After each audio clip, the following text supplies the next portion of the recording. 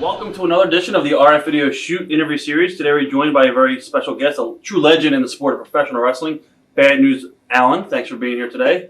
Oh, thank you for having me here. And I don't know about the legend, but thank you for having me here anyway. No problem. My first question, were you a wrestling fan growing up?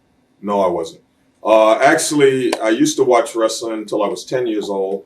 And my younger sister, I picked her up and gave her a body slam. And that was the end. In my family, my father said, no more wrestling. You can't watch it. And then for a long time, I didn't watch it because I got into the martial arts and everything. And at that time, the wrestlers were really in bad shape. And I said, I don't want to do that, you know. Right. Yeah. What age did you actually start getting judo? That's what you studied, right? Yes, I started when I was 18. Oh, okay, well. When did you actually realize that you were good at it? When I went to my first tournament, I actually won. They told me I was a white belt. They said, okay, if you can win 2 matches, we'll promote you to brown belt. Well, I won the whole thing. I beat 5 guys so that day. Wow. So I figured I'd be good at it. Where did you grow up? I grew up in, well, first I was born in Harlem, New York. And then I grew up a few years in the Bronx. And then we moved to St. Albans, Queens, where my mom to this day still lives there. And that's where I grew up at. Now, you actually got into the Olympics, I believe? Yes, in 1976 in Montreal, I was a member of the U.S. Olympic team. How did that come about? How did it come about? Right. Just hard training. Well, I was 5 times national USAU champ, and I won 2 gold medals in 2 different Pan Am games. And this is all for judo, right? This is all for judo. And then they had an Olympic trials out in L.A., and I won that. So I made the team, and then they set me off to Montreal, and I wound up winning the bronze medal. How was that like representing your country? Oh, it was a great feeling. The first time I actually stood on the podium of an international tournament was 1967, the Pan American Games. And I won the gold medal unbeknownst to everybody because they picked Doug Rogers, who won the silver medal in the 1964 Olympics. They figured he was going to be the favorite, and I was unknown. And I actually beat him and wound up winning the gold. So. You weren't at the Olympics in '72 then, with the hostages? No, I actually tried out for the Olympic team, and I blew my knee out, and I was actually in the hospital itself watching it on TV. What was the training like for the Olympics? Oh, very, very difficult. Very difficult. I was always famous for training really hard. You know, I trained hard. I enjoyed training. And it was really, really strenuous, and it was difficult. But, you know, you got through it because you wanted to accomplish something, and that was me. Do you feel that was the competition? How was what other countries did you compete against? Or top countries, and was Russia one of the top countries? Oh yeah, Japan was the top because I was more or less born in Japan. But the Russians were tough. The Eastern German Bloc was tough. Countries, though, they didn't compete in that Olympics, so. Yes, they did. In the '76, they did. Okay. Yeah, in the '76, they did. They competed, and they were all tough. You know, like all these guys, they just trained judo every day.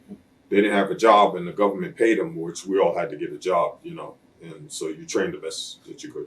We did a shoot interview with Dan Severn, and he said when he did wrestling, like regular, not professional wrestling, he said a lot of times he would go like to Turkey and a lot of Eastern Bloc countries. Some pretty horrible experiences. Any horrible experiences traveling, like during your times competing? No, in judo, no, because I enjoyed myself. We traveled all over the world, and we went to Europe, and we trained there, and I was in Japan. I trained in Japan and everything. So we always had good times there. I think my crazy experiences was getting into the wrestling business. You know. What kind of career could you have had in judo if you didn't get into wrestling? Well, if I could have made money, I would have never got involved in wrestling because wrestling was my first love, and it still is. It's still my first love today. And I would have, if I could have made money into it, I would have stayed in the judo. And I always tell people, you know, you hear guys talk about how they got into wrestling because they enjoyed it, they loved it and everything. I tell everybody, I always had a saying, I was in it for the bank book because I had the scrapbook. Huh. Yeah. How did you get into the business? Well, I got into the business. I was actually my coach, my judo coach. He wanted me to continue to compete because the time that I retired, I was at the best that I could be. But I was 34 years old, and I was actually that time I was 33. I was the oldest in the tournament. but there was so much politics involved. They actually tried to stop me from going to the Olympic Games itself, or even getting to the trials, because I was so hated with the politicians.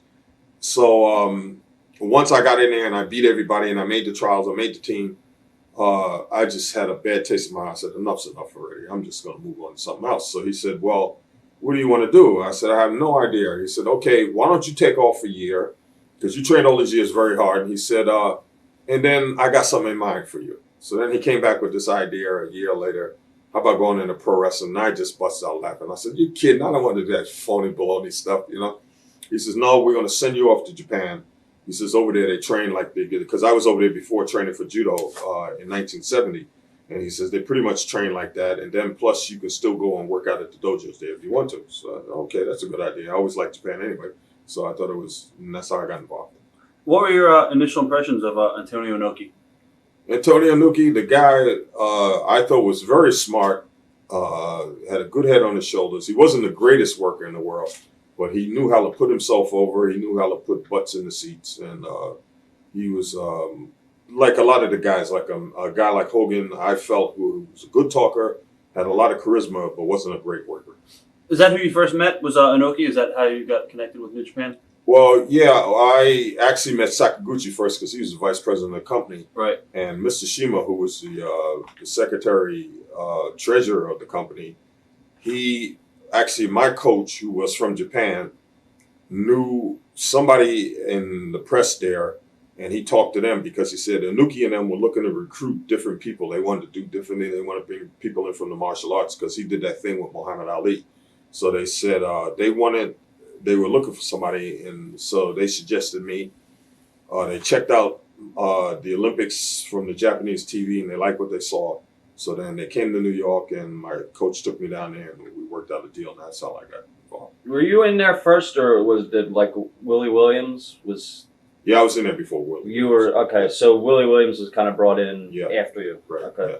What was the training like in Japan when you got over there? Like, take us through a typical day. Okay, well, for me, the training was easy after training for the Olympics, training for pro wrestling. That was nothing, But a typical day for me, because everybody trained a little different, I used to get up 6 o'clock in the morning and I'd run for an hour. I'd do jogging, and then I'd do wind sprints and everything.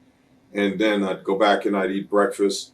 And then around 10 o'clock or 11 o'clock, they'd send a car for me to go to the dojo. And we started from 12 o'clock until 2. And we'd work out there. We'd start out with doing squats and do 1,000 squats, and we'd jump rope, and we'd do a lot of calisthenics, free calisthenics, before we actually got into the ring, and they would start to show you what to do. But when I came in, because I was called what they called a shooter who could really do it, they used to have a lot of the young guys in there, and they'd have me show them stuff. And then I'd get in there and I'd stretch a few of them and everything, and then we'd go over the moves and all that. Did anybody ever try to test you in training at all? In training in Japan, no, but I had a few in the ring Right. that tried it, and they were sorry they did it. As far as adjusting and learning how to bump and stuff like that, how was that for you? Well, that's the first thing you learn in judo is how to fall properly. If you can't fall, you wind up going to get seriously injured. So it was I just took to it like natural. A fish. Yeah, it just came natural to me. And I always made it a policy because I was what they call a gaijin, is a foreigner. I was the only one there at the time. So I always made it a policy to be the first one in the dojo, the last one to leave. Huh. So they liked me for that because I trained hard. I didn't whine and cry and bitch and complain. Who else was in your class? Anybody else that made it into the business? Okay, well, you have William Riska there. He was the world judo champ, and he was also the Olympic gold medalist in the 72 Olympic Games. He won actually 2 gold medals in the heavyweight and open class. He was there 3 years before me, but he was from Holland in Europe, but he just never could get the concept of pro wrestling. And after about 6 years, they figured, well, it was a waste of time trying to really teach him, so they let him go. What was the biggest misconception you might have had about the business before you started training? Oh, the honesty. I always felt, because I was in the martial arts and in Japan, is a disgrace, not only amongst you, but amongst your family, to actually give your word to somebody and then you don't keep it, But then I found, I was in Japan and I was there for a year to break in, and it was pretty much the same thing. Everybody, your money was there. There was no nonsense, no screwing around. And then finally, when I came to America, back to the States to work, and worked for the different promoters, it was a different story. What other wrestlers were in your class as well? Okay, it was me. Like I said, I was there because Rustiga used to go back and forth. And then the next ones that actually came in was Chris Benoit. Well, I helped to get him over there because they asked me when I went to Canada to wrestle for Stu. I didn't like the way the Harts treated him, so I asked Inoki if they could bring this young boy over and put him in the dojo and train him. And they said, sure. And so they said, had the paperwork worked out with the girl. Her name was Chica in LA. And then they said, then we'll arrange it for him to come over there. And that's how he got there, was by me helping him get there. And then they had Two Cold Scorpio. He was there. And I'm trying to think. Pat Tanaka was there also. Were the Bulldogs in before you? No, I actually met Dynamite over there when he was 20. They used to bring him in to work in our company, to work with the junior heavyweights. And then about a few years later, they brought in Davey Boy. When I first went to Canada to work for Stu in 1982. And then I was living in Australia, so I went back home. And then when I came back in 83, I met Davey Boy. At that time, he was 18 years old. But he came over like maybe 4 or 5 years after Dynamite was there. Memories of your first match in Japan, what was that like? Well, I was with Seiji Sakaguchi, who was also a judo guy. He was a New Japan Pro Wrestling champ. And he was 6'6", Japanese, clumsy as all hell.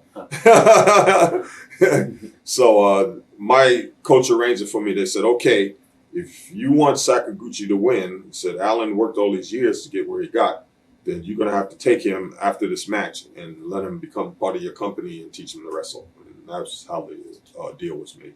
Did they bring you in with the press and everything that you were brought in as an Olympic champion and all that? Yeah. So there was a lot of fanfare coming in. And actually, I always tell a story about how I got my name. The first name was Buffalo Allen. They actually had this contest before I came over there, and I don't know who some kid won it by naming me Buffalo Allen. I hated that name. And they made a big thing out of it. I mean, when I got off the plane, there was like press there, and there were just thousands of people, and I was overwhelmed because you didn't have that in judo, you know. Right. Yeah. Huh. What were the politics like at the time in New Japan? In New Japan, there was no politics at that time. It was just Antonio Inoki was the president, Sakaguchi was the vice president, Mr. Shima, and everybody else did what they were told. Did any of the Americans ever mentor you at the time on the tours? At that time, no. Until I got to the States, I met The Rock's grandfather, Peter Maivia, who I became more like a son to him. And he used to come over there on tour. And so he said, when you come back to the States, if you come into New York to work, you're going to travel with me. So I used to travel with him. And when I got to the States, I had him and Chief Jay Strongbow, who I got a lot of good advice from, who was the one that actually came up for me to use the Ghetto Blaster as a finish in the WWE. What are some of your memories of Chief Jay? Quite a character. He was something else. There was a guy that could make a lot of money doing nothing. You know, he'd get in there and he'd dance around the ring. He'd look out at the people and they would go crazy, you know. And it was just amazing to see him work because he wasn't a great worker, but he just knew how to just work the people. Were you at the company New Japan when they had the problem, I think it was with Shima, with the whole money scandal and all that? Yeah, what happened there? Well, I think personally that Mr. Shima took the fall for Inoki and Sakaguchi because $10 million went missing. They said that Mr. Shima had something to do with it, but none of that money can be moved without Inoki and Sakaguchi having something to do with it. So I think he took the fall for them. Yeah, I was there. I was right there. Because actually, I was sitting in a restaurant in Japan, and it came on. It was big news over there, and it came on TV. And at that time, I still couldn't speak the language that well, and I asked them what was going on, and they told me what was happening. And I'm thinking, there's something a little suspicious here, because how is this guy going to take off for $10 million and these guys don't know about it when they have to have their names on the checks? I was you hear a lot of stories from the veterans and everything with like the Yakuza and how did the sponsors treat you and everything? Any crazy stories? They just loved us there. For some reason, the Yakuza loved all the bad guys. Right. So anytime we'd go into, they would always take us out, wine us, dine us, give us money. You know, we'd go sign autographs. They'd give us thousands of dollars at the time. Take us to the best restaurants. We'd eat Kobe steak, which is the best steak you can ever eat. And of course, you have to go to different nightclubs and meet their friends and everything. But they really took care of us because they liked they liked all the bad guys. Isn't it like Tiger Jeet Singh? Didn't he have like the most sponsors or a lot? He did. Of them? Yeah. Tiger and Abdullah the Butcher. Mm-hmm. They had the most sponsors. How was Tiger like? You hear a lot of stories. Yeah, Tiger was for Tiger. Tiger's you know, he's like a lot of these guys in this business. They're out for themselves. You know, right. And he was same thing with Abdullah. I loved Abdullah socially. To go out with him was a lot of fun. I enjoyed being with him, but if you had to do business in the ring with him, he was tough. He was just really difficult. How did you feel? I heard a lot of stories, especially from Kamala, that Abdullah would take a lot of money for booking guys and everything. Did you think that was right or wrong? Oh, I thought that was totally wrong. You know, because I booked a lot of guys in Japan, and I never charged them a dime. Right. You know, I just figured this is my chance to help somebody out. Somebody helped me to get there. If I can help somebody out, fine. You know, but I never charged anybody a dime. I never charged Chris to get him over in Japan. I never charged anybody. You know, that was my nature to help people. But Abdullah used to do that, and I thought that was wrong. How was Ray Candy? Did you know him well? I heard him and Abdullah had a lot of heat. I love Ray. He was quite the character. I was down in Florida with him, and they had us tagged up together a few times, and then they switched him off, and we worked the program with each other. But Ray was a good guy, though. You know, it broke my heart when he passed away, but he was good people. What are some of your early matches, your early memories of some of your matches with Andre the Giant from the 70s? Well, the first time I met him, it was funny. He came over because he was a big draw in Japan. Big draw. Actually, the first tour that I was on, I wasn't actually on the tour. I worked with Sakaguchi, and then they took me on tour with them to show me what was going on. And he was on the tour, and he was just a big card. So after a couple of years, they had me in a match with him in the tag. And I looked up at him, and I'm going, man, is this guy big? You know? I just couldn't believe how big he was. But he was, before he became injured and he started having problems and everything, he was one hell of a worker for a big guy. He set the standard for the Giants, you know. Mm-hmm. I don't think there's still a Giant today that could do what he did. What happened on the bus between you and Andre? There was an incident or something? Well, yeah, I was on the bus and Dusty Rhodes was on there, and actually Hulk Hogan was sitting behind me.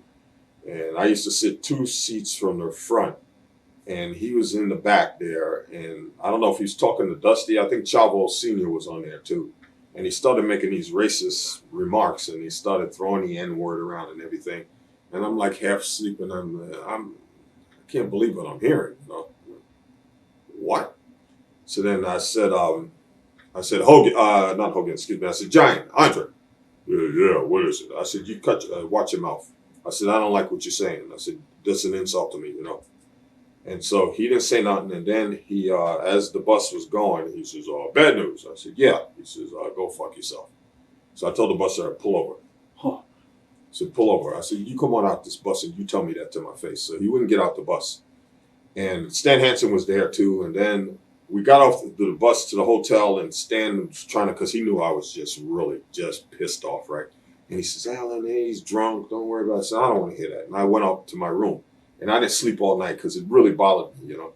So the next day, I came down early, and we were going to the next town, and I was waiting by the elevator. And as he got off the elevator, I said, Andre, I want to talk to you. Well, what is it? I said, let's go outside. He didn't want to go. I said, no, let's step outside. If I wanted to do something to you, I'd have jumped you as soon as he got off the elevator. Let's go outside right now. And I told him, I said, look, I don't appreciate the way you were talking on the bus. I said, you never hear me insult your people. He said, well, you know, I'm Polish and people. And I said, you don't hear that from me. So if you feel that way, that's your business. I don't have to listen to that nonsense, you know.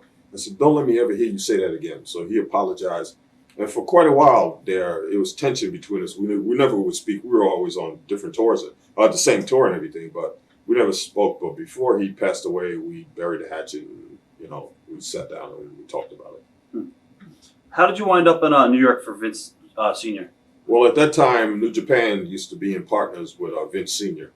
They used to do business with them because New Japan Pro Wrestling would use all of Vince's talent. Like they used to have that Madison Square Garden tour and the Madison Square Garden tag team tour. And all the guys were all from New York. So he would use them. So he was in partners with them.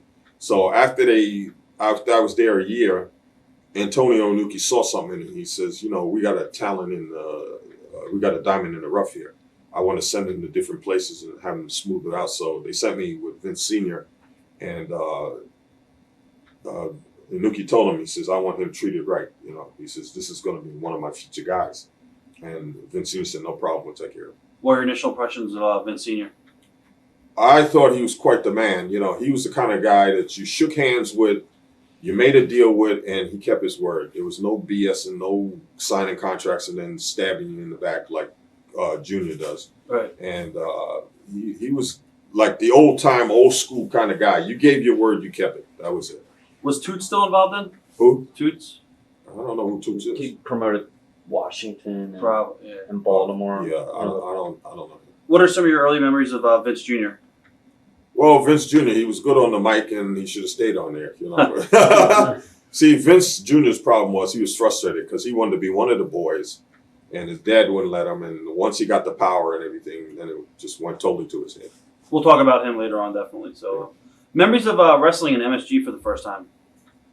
The Madison Square Garden? Yeah. Oh, that was quite a treat. You know, to go there and actually there's 22,000 people telling you they'd like to kill you. Now, early on, you pretty much did prelims for those guys. Is that Yeah. just because they didn't want to push you because they knew they weren't there full time? Well, they shouldn't have because I was green as grass. I just came out of Japan. I was there for a year. What the heck did I know? You know, I always says it took a good 5 years for me to know my way around the ring because I was in the ring not like these young boys today. They're in there once a month, twice a month. I was working every night in Japan. I was fortunate.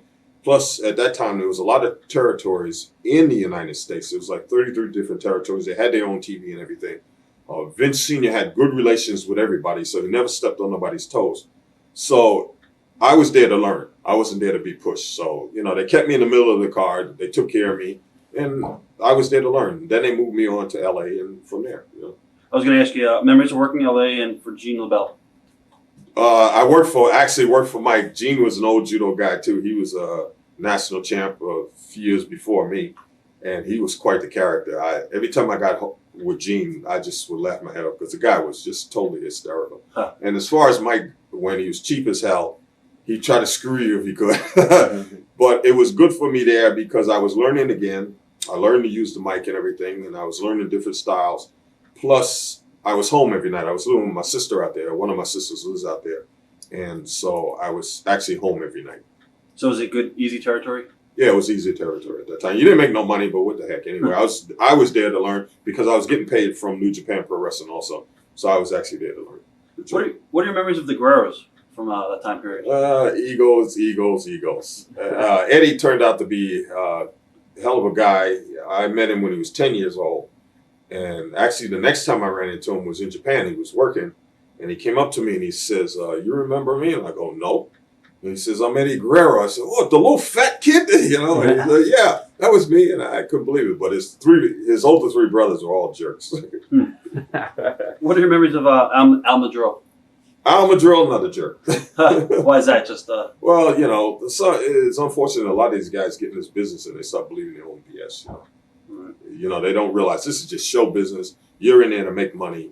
You know, why get in there and think you're something that you're not? You went back to WWF in December, I think, 81 for a tag match involving Ricky Choshu. Yeah. What are your memories of that match, and how did it get over with the crowd? Well, I think it got over. I forget who my partner's name was. I think he passed away.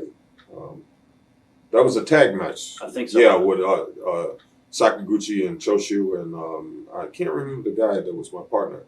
He was from Ohio somewhere, and he was all right. Like I said, I was still learning, so I pretty much was. I was in there with three other guys that had more experience than me, so I was just following the crowd. You went back to Japan, obviously, for New Japan, and I think you worked with Tito Santana over there in around 1980. What was that like? Oh, that was good because he was a very good worker, and I always tried to, whoever I was working with, I tried to learn from them what I could and try to pick up what I could. And I always watched every match from beginning to end to the day from the first day I was in the business to the last day that I retired. I watched every single match to see what was going on. I always tried to pick up and learn something because I always said you learn by doing and you learn by watching.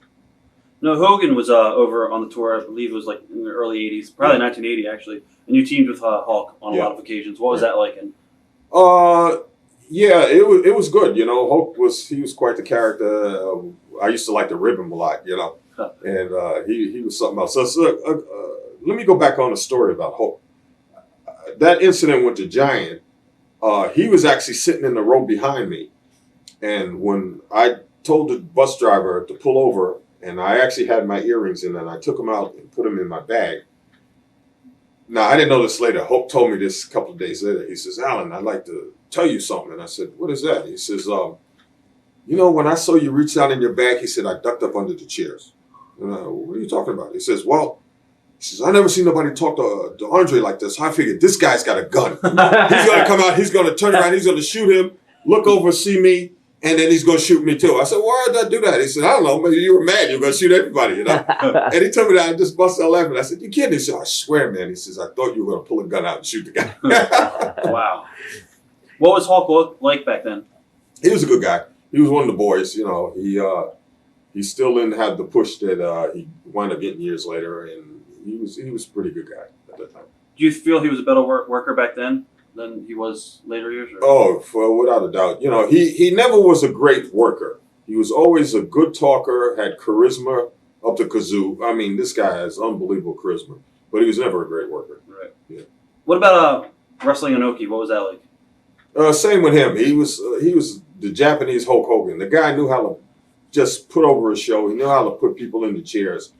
A great talker, amongst the people. He had this aura about him that people just fell in love with him. But he wasn't a great worker.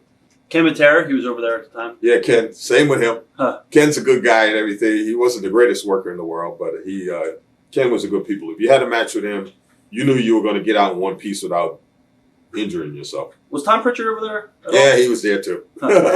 Actually, a funny story about Pritchard. One time we were up in Sapporo and we had a day off and we went to the strip club and they got Tom drunk and Andre was with us and Tiger Jet Singh, Waiter Marutsky, myself, the Samoans. And we go to this club and they got Pritchard just bone drunk and they took his clothes off in the club and he's standing there, Huh. And so they finally, the Yakuzans run all these clubs, and the head guy came up to me and says, Mr. Allenson, he says, please, your boys must leave. They're making too much trouble. So I got everybody, we went outside. And then the Samoans got in a fight with Tiger Jet Singh. Offensive. Yeah. Huh. They got in a fight, and Alpha Seeker, and they went crazy. So now the police come to riot. The Keto Tai came to riot police. And I'm standing there with Tom, and I'm holding his clothes, and he's buttoning, and I'm trying to get him to put on your pants, and we get him to put his pants on, and we get him to put his shirt on. And now the cops come, and they arrest the Samoans, and they arrested Tiger and Waiter, and then they were going to arrest me. And I said, what are you arresting me for? I didn't do anything. I'm trying to break this thing up. I said, no, I'm going back to the hotel. And I got Tom, and I'm dragging him along, and I'm making him put his clothes on and everything. And it was like maybe 2 feet of snow there, and what a day that was. Now, also Tiger Jet Singh, we talked about earlier on. So he was pretty much for himself. Oh yeah. What about as far as his gimmick? And did you like working him back then? Yeah, I worked with him as his partner a few times, and his gimmick was unbelievable because, the first time I seen him, I couldn't believe it because I know in the States here, they sue you for anything. Right. You look at somebody wrong and they want to sue you, and he was out there beating people with the swords and everything. I'm going, is he crazy? They're going to sue him. They're going, nobody sues in Japan here, Yeah. And I said, oh, wow, okay. That's awesome. I like this. Was there any competition between, since he was like the top heel and you're coming up, did he like? Well, not with me, but it was a lot of competition with Dusty and Stan Hansen and people like that because they were sort of jealous of Tiger because Tiger was the top heel. Without a doubt, he was the top heel at that time. And I remember we had that Madison Square Garden tournament, and everybody had to compete against everybody. And they were arguing in the back who was going to be the heel of this match between Stan Hansen, because he was one of the top heels, and Tiger. And so finally they said, well, let's let the people decide. When they go out there, whoever they cheer for will be the babyface. And Stan went out first. First he didn't want to go out. Then they said, okay, they flipped the coin. They made him go out. And the people took to him because they liked Stan. They cheered for him. As soon as Tiger came out, he started beating the people up and throwing chairs and went crazy. And he had a Waiter with him. And Waiter was trying to hold him back. And we said, oh, I guess we know who the heel of this match is. Memories of Peter Maivia. Great guy. I loved him. He was like a big brother to me. He gave me a lot of good advice. When I came to New York, he just made it a point. You ride with me. He said, wherever we go, you go with me. And I go, okay, no problem. And he was a hell of a guy, and he was a tough guy too. No, in LA. Legitimately. In LA, you teamed with Bobby Duncombe too, right? No, I actually met Bobby in Japan. Okay. And he was at that time that we went to that strip club and got no. He was with us also. That's right. Did you ever crack at all from all the traveling early on, or no? No, I never did. I never cracked. I didn't do the stuff that these guys were doing. They were doing pills and all kinds of stuff to get them through what they were doing. Right. But I always believed that your mind controls your body, so I had my mind into the state where I went off and did my job. I'm making money. That's all that counts. Taking care of my family. Did anyone ever from NWA ever try to make a play for you since you fit the mold of a shooter and they like to push guys like that shooter? At the NWA? NWA, Crockett. No, actually, I met Crockett once down in Florida, but they weren't really interested in me because when I got in the business, a lot of times, a lot of these companies didn't want shooters in their company because they were afraid. They're afraid, okay, we put him up against a champ, he may get mad and stretch the guy, and that's the end of him. You know. Did you enjoy teaming up with Abby too? I enjoyed working. I enjoyed socially being with Abby. Working with him, yeah, he was quite the guy. He used to get me in trouble all the time because he was making big money there. And the office will call me up every single night and they go, Alan, you got to control Abby. I said, how am I going to control that big fat guy, you know? You got to tell him we don't do things like this. I said, okay, I'll tell him. I go, okay, Abby, you can't be going and doing this, doing that. Yeah, okay, champ, don't worry about that. So before we go on the message, now, okay, Abby, now don't be, destroying the merchandise and all that kind of crap. Okay, champ, I won't. Well, of course, he would just do the opposite of what I told him. He'd go out there and deliberately, and I know the office is going to call me up. They would, as soon as I get in the ring, as soon as I got in the room, the phone would ring. And it was the office. And then we tell you blah, blah, blah. But it got to the point I wouldn't answer my phone. I can't because I know it's them giving me heck about it. And I told him one day, I said, well, how come you don't tell Abdullah? Why are you telling me? Said, well, you've been here longer than him. So, well, what's that got to do with anything? Right. No, you've been here. You're the senpai. You're the senior, so you tell him. Oh, please. I said, well, pay me the money that you paying him, because he was actually the first guy over there that was making $10,000 a week. Wow. Yeah. Was there any professional jealousy between Tiger and Abby? Yeah, there was. Because Abdullah was the top heel for Baba in All Japan, and Tiger was the top heel for Inoki and New Japan. So there was definitely, I heard that they did a match over there. They drew the first $1 million house ever in the wrestling business. But there was so much jealousy there. The match was terrible. I heard it was. Yeah. I never saw it, and I like to see it one day, but I heard it was terrible. It was real Everybody bad. Said it was terrible. Did All Japan ever try to contact you at all? No, actually, when I left, I contacted them when I left New Japan Pro Wrestling, and because I left there, they stopped booking me after I came back from the WWF, and Inoki left the company because he told me, he said, you always have a home here. You come back here, we'll always take care of you. But when he left, and they got all these other guys in charge, and they stopped booking me. They were booking me like twice a year. So I called up All Japan, and they actually told me straight up front, we're not interested in you. I said, okay, fine, no problem.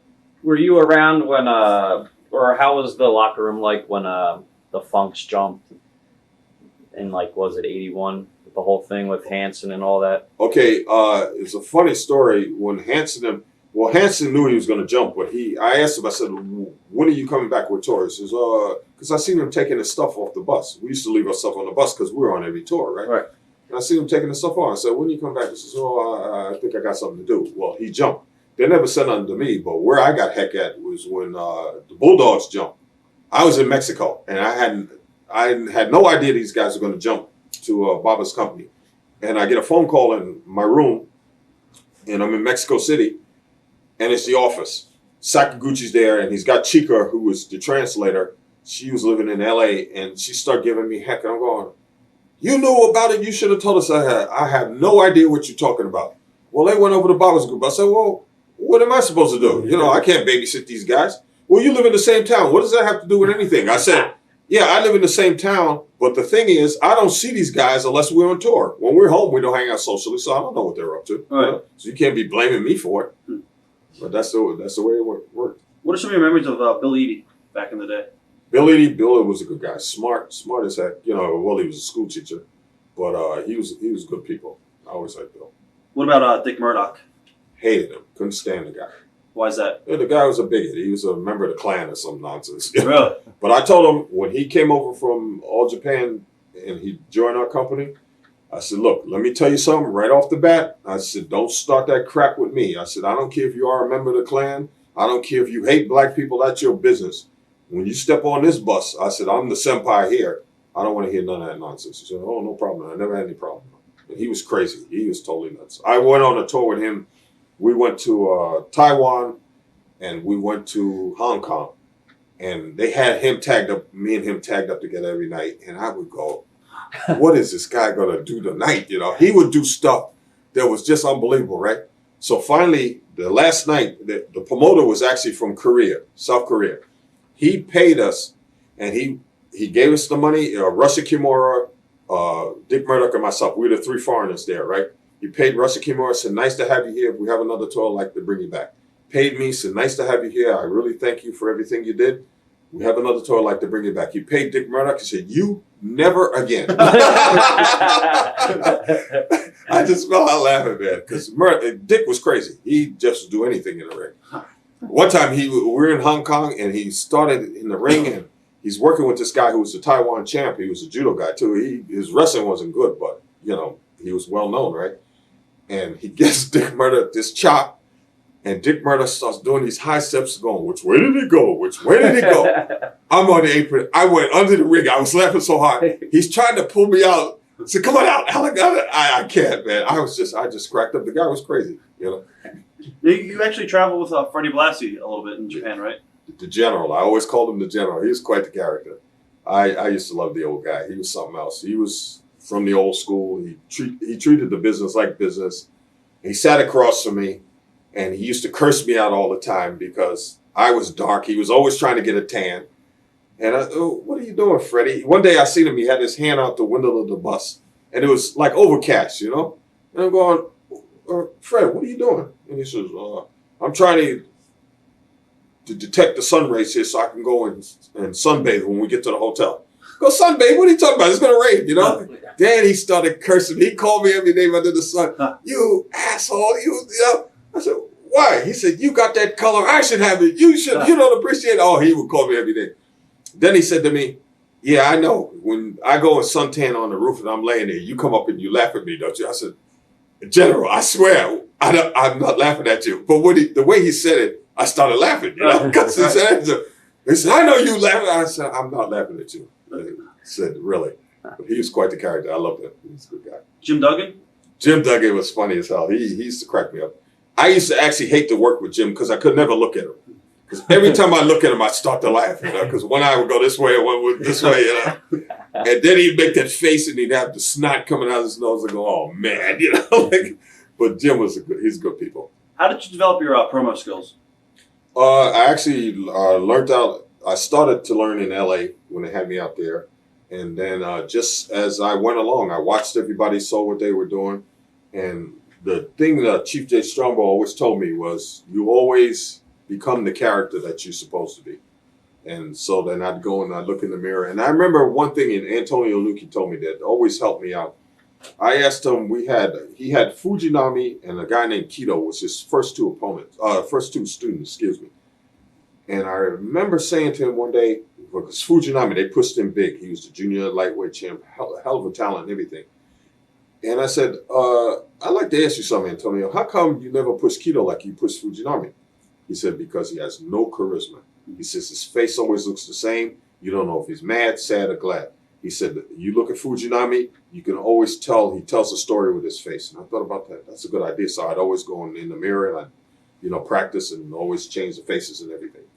He says, that's what I always saw in you. He says, I could see that I had a future with you because you always had good facial expressions. How did you wind up in Calgary?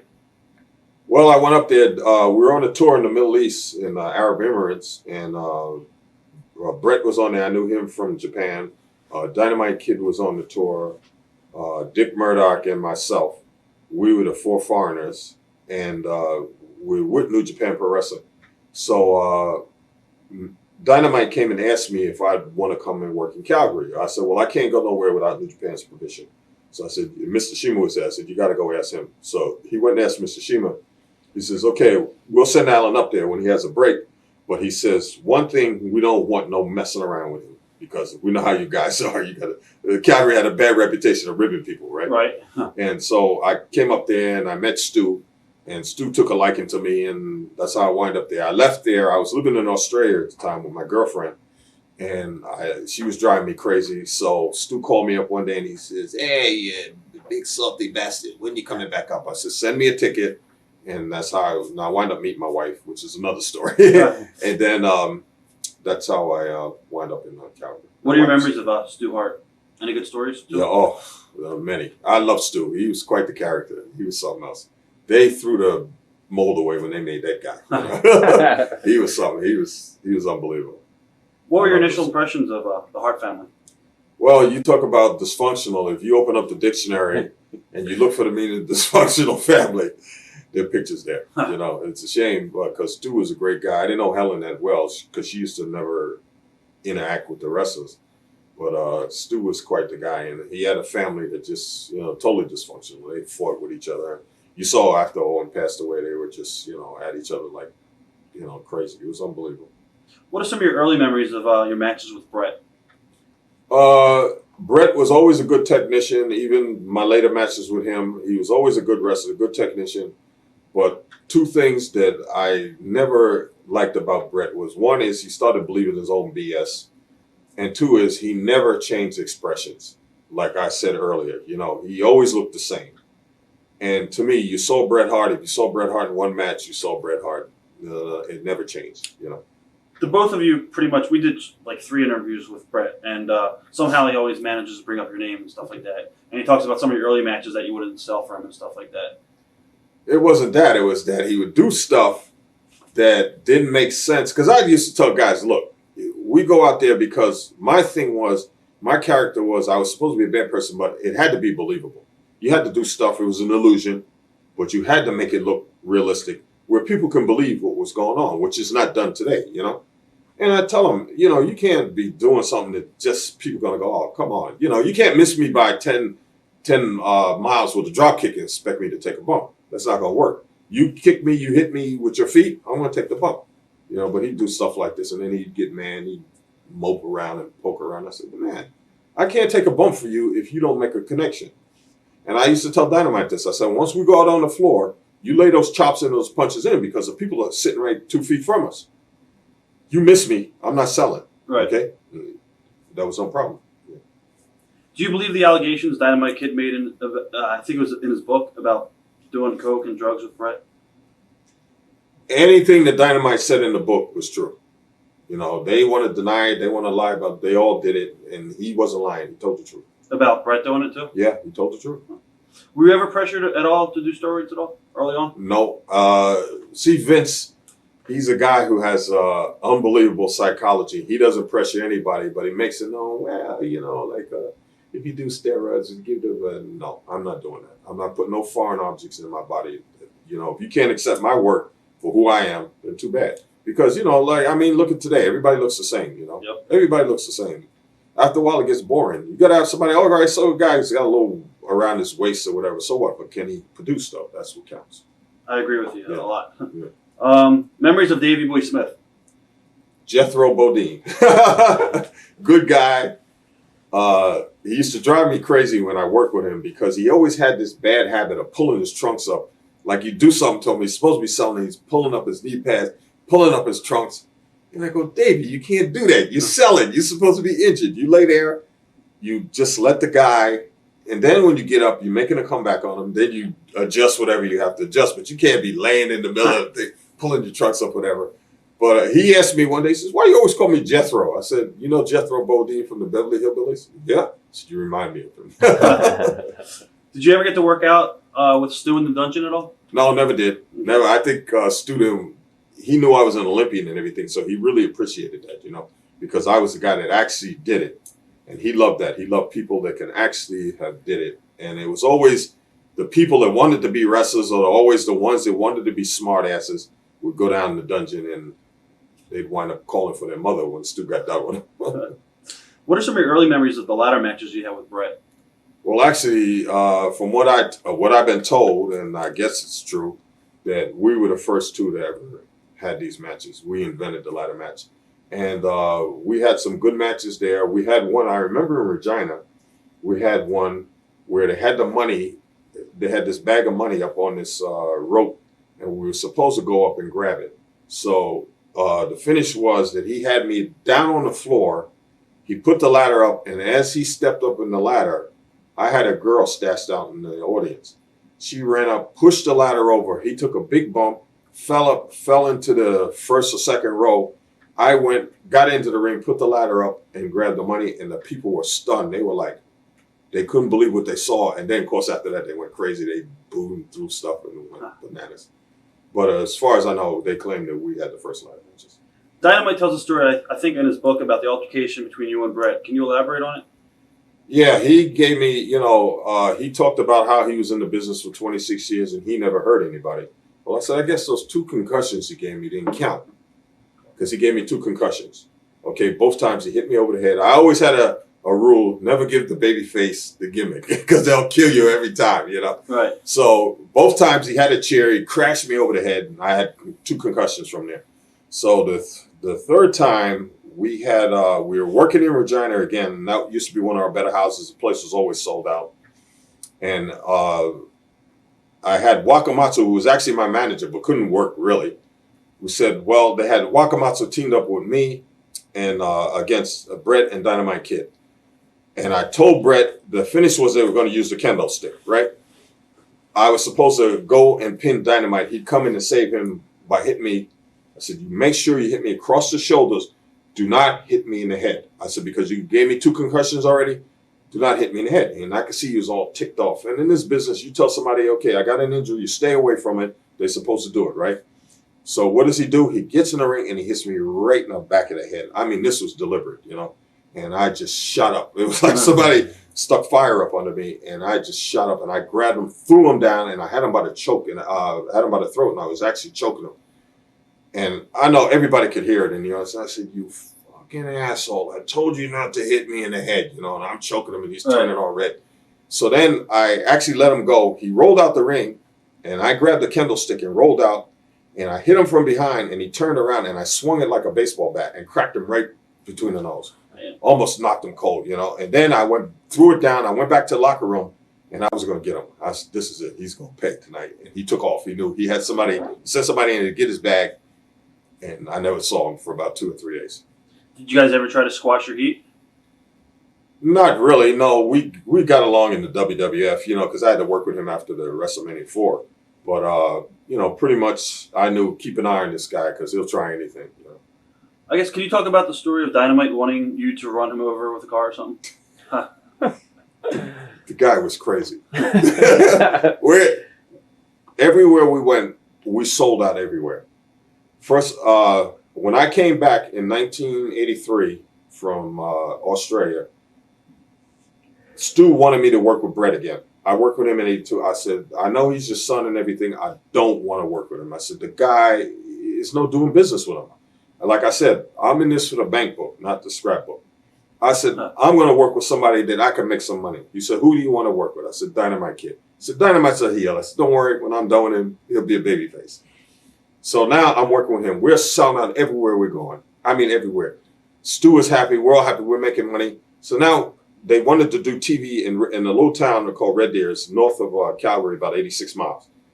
And he comes up with me. He says, bad news. I said, yeah. And I know he's going to come up with some crazy nonsense. He says, and I was actually legitimately the first wrestler ever suspended by the Wrestling and Boxing Commission working with Dynamite. They actually suspended me twice. Huh.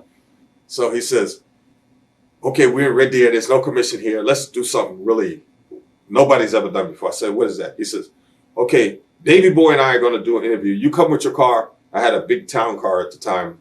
He says, you come and you run me over. And I said, say what? He said, you run me over. I said, Tommy, stay away from the drugs. I said, it's starting to affect your brain. What do you mean? That is a great idea. Yeah, but I'm not doing it. I said, I'm on a thin string here. They're actually talking about running me out the country. They actually got on TV and said I should be kicked out the country, tarred and feathered, and just. I said, are you kidding? I'm going to run you over with my car, and everybody knows who I am. They know it's me. No way am I doing that. Right. You crazy. Oh, okay, we'll come up with something else. He was too much. Now, after the series with Dynamite, you were married again to Bret. Were things any different this time around? It was always the same. They put me with him, and they tried to figure, okay, he made a lot of money with Dynamite. Let's put him with Bret. But Bret was just difficult to deal with. You know, I'm Bret Hart. You know, I should go over every night, which I don't care. Fine, you want to go over. But if we do a program and I do something to you, you got to sell it. You know, you just can't be going out. Because they had me do a thing where I was supposed to stab him in the eye with a fork. So he's supposed to walk around with a patch on his eye. And we're going up to Edmonton. And a lot of people used to come from Edmonton because we taped on Fridays. So they would come to Edmonton, from Edmonton, to go to Calgary, watch the matches there, and then in Edmonton the next day, and they'd go back there. And they saw me stab him with this fork, right? And he's bleeding and everything. And they went, oh, I think he lost his eye. And they, you know. And next thing, my wife is driving, and he's driving in a car. He's got this girl with him, and he passed us by. And my wife said, that was Bret, and he don't have the patch on his eye, you know? Okay. So now, of course, he walks in the ring. He don't have the patch. So, well, half the people, they were down the night before, and they saw it, right? And he says to me, and I go to him, well, what are you doing? We're wasting our time doing that. I said, we had a good thing going. Oh, let's do it again tonight. I said, I don't want to do it, you know, because this is baloney. You got to follow through with these. You just can't have it. Oh, let's do it again tonight. Okay, so we did it again. Actually, the RCMP came in the locker room. They were going to arrest me. And I said, is Bret pressing charges? And they said, you're under arrest for, you mutilated Bret. These guys were like marks, you know. Right. They were freaking out, you know. And we're gonna lock you up. And I said, wait a minute, hold on. I said, is Bret pressing charges? They go, nope. I said, get the hell out the locker room. So we're gladiators. So this locker room is off limits. So you got to get out. And I kicked them out. Did Stu ever protect Bret, or did Bret have a lot of the power at that time? Well, Bret had Bruce with him, who had the power because he was Mommy's favorite. Bret was. No, Bruce was. And so Bruce would always look out for Bret. Mm-hmm. So at that time, because Stu, a lot of the stuff that was going on with Bruce, Stu didn't like it. And he told me, he said one day, actually, when I was coming back to go for the WWF, I went up to thank him and everything, and thank him for treating me and taking care of me well and all. And he comes out on the porch with me and he says, yeah, I'd like to talk to you. And I says, yeah. He says, he's looking around to see if his wife was listening. He says, I wish somebody would take that little piss asshole, that's what they call him, Bruce Hart, off to their territory and maybe put him in the first match every night and just beat the crap out of him. And then he says, after they beat the crap out of him, just go and pee on him every night. You know? And I'm laughing right up. Still, yeah, that little bastard. Because he knew that he ruined his territory. He ruined his company. Yeah. In our interviews, it's pretty well known that the Mid-South, there was a lot of driving, but actually the Stampede probably had the longest drives. Any stories? And how long were they actually from the towns? Oh, they were long. Like, what was the circuit? What was like the daily schedule? Well, we'd go to Regina. Well, we'd go to Saskatoon on Monday, and we'd actually stay up there. That was a 6-hour drive one way. Then we'd go to Regina on Tuesday, which wasn't that far. It was maybe 4 or 5 hours. Then we'd have to drive back to Calgary, which was 8 hours one way. Then we'd go off to Red Deer the next night, which was the easiest trip. That was an hour and a half. Then we'd be go back to Lethbridge, which I hated going to that town because the people were always fighting with the fans there. They were really nuts. They were always trying to climb in the ring, and there were always just fights. We'd have to go there. That was another 2.5 hours. Then we were in Calgary itself to do TV on Fridays, and then we'd go back to Edmonton, which is another 3 hours. Then they start having us go to Vancouver, which is 15 hours. So we'd go there, wrestle, spend the night, and come back another 15 hours through the mountains in the winter. It was snow, it was avalanches, it was all kinds of nonsense. You know? They had a lot of car accidents, serious car accidents. Who was the worst ones? The worst one, I think, was, they had two really bad ones. They had one where I think Bruce was driving and he hit a deer and they wrecked the car, and I think Duke Myers broke his leg and a couple of guys. Then they had one with the van where the van actually almost went over the cliff. And there were some serious injuries there. What about Dr. D. David Shultz? What are your memories of him from this time period? Never liked him. Guy was an asshole. And so, Yeah. He also toured Japan with you too, I think, right? Yeah, he was on the tour in Japan, and we were in Osaka. I remember this time, and they hated Shultz. The company hated him, but Vince Sr. sent him over there the first time, and then Sakaguchi said, "Don't send this guy back here because we don't like him. He can't work. All he wanted to do was talk." Well, you can't talk in Japan. You got to work over there. You got to produce, right? So they sent him back a second time, and then New Japan got really ticked off. So we're in Osaka, and I'll never forget this. They had him tagged up with me, and we're working with Sakaguchi and this kid named Kendo Kimura. And they said to me, Alan, one of the young boys came over and said, Mr. Sakaguchi, who was the boss, said, let Shultz start and you don't get in the ring whatsoever. I said, really? I said, yeah. So every time he come to tag you, you leave. So that's what I did. They beat the you-know-what out of him. They just beat the crap out of him. Wow. And I just feel sorry for him because I didn't like the guy anyway. Were you surprised when he slapped John Stossel? Yeah, that was his, with the big ego and everything.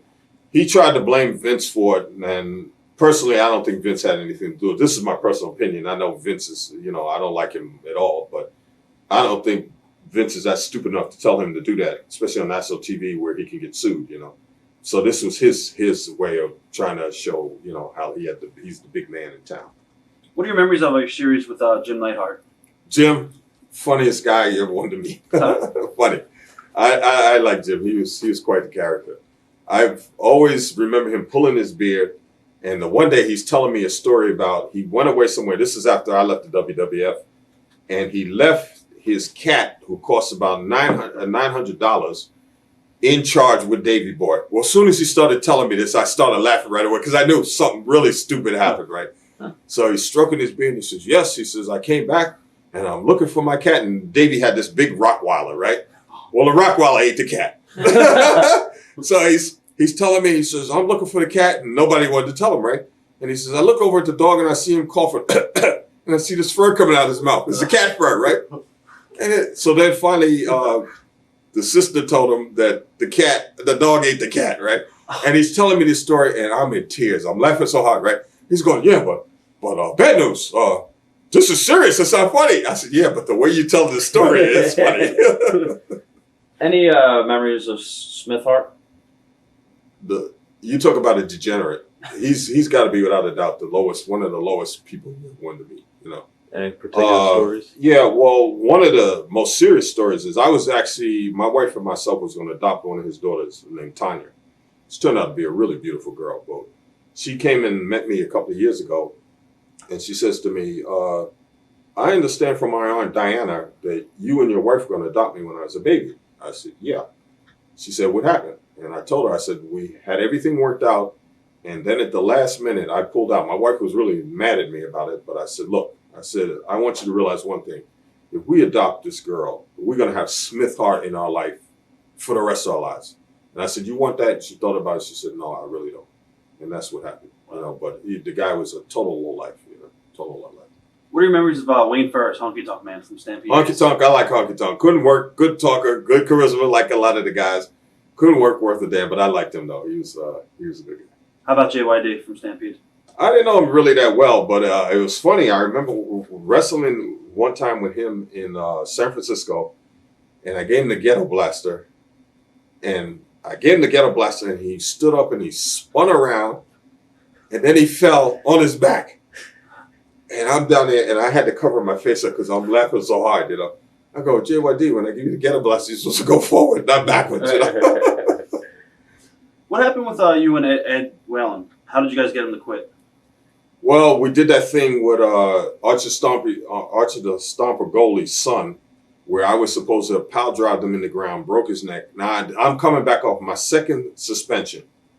I come into the locker room, they go over to finish what they wanted to do, and Stu was standing, and I told him, look, you guys, I'm just getting back here. I don't want to do this, right? I said, I got enough heat with this commission now. I mean, like I said, they were on TV talking about they should run me out of town and all kinds of nonsense.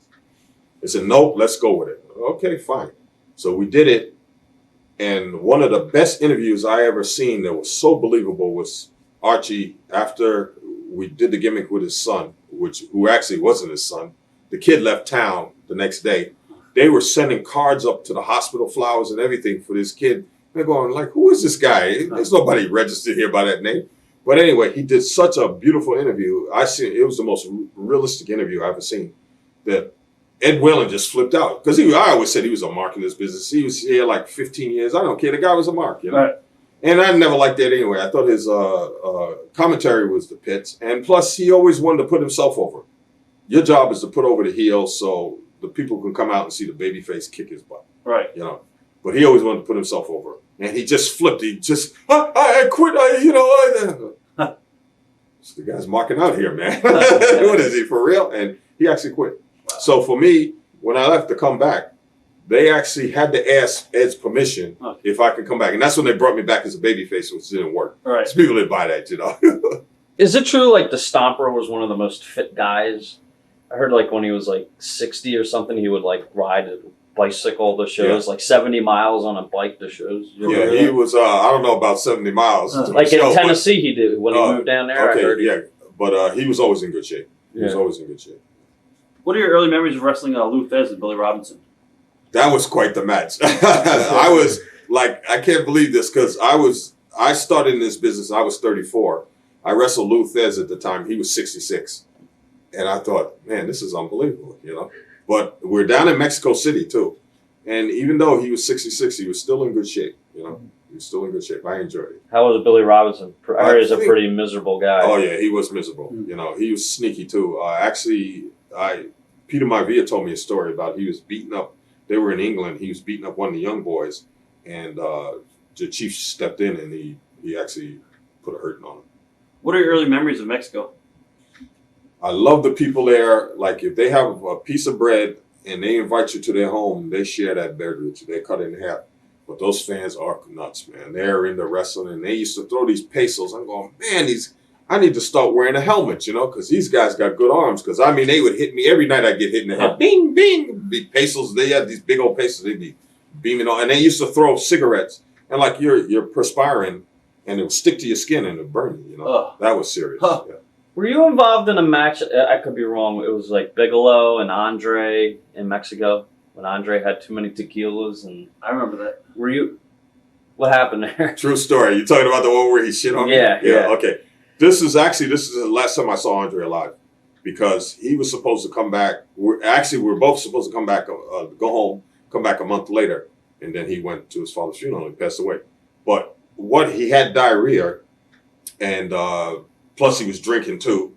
So he gets into the ring there, and Bam Bam was my partner, and he shoots me across the ring, and he says, "Oh, big ass boss." He don't call everybody boss, right?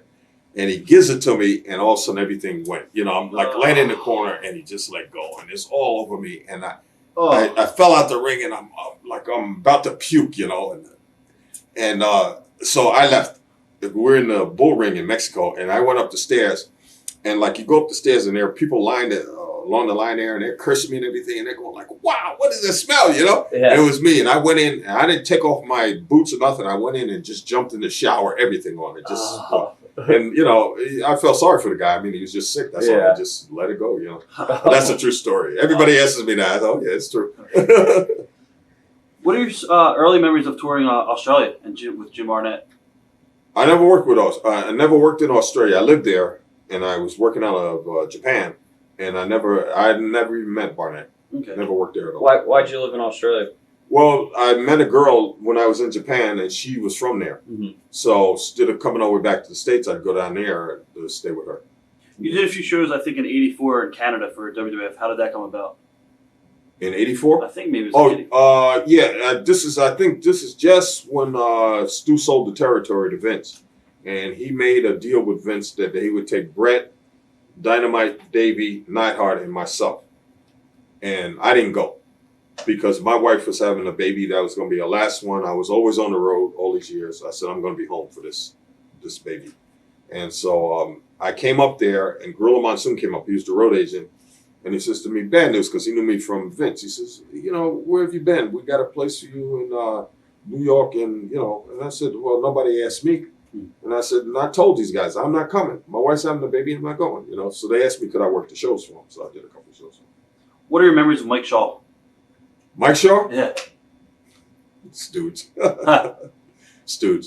He had his No, so far up Stu's butt. If you kick Stu in the nuts, you would break Mike's nose. But I enjoyed working with him. I'm the one that gave him the name Tolemo.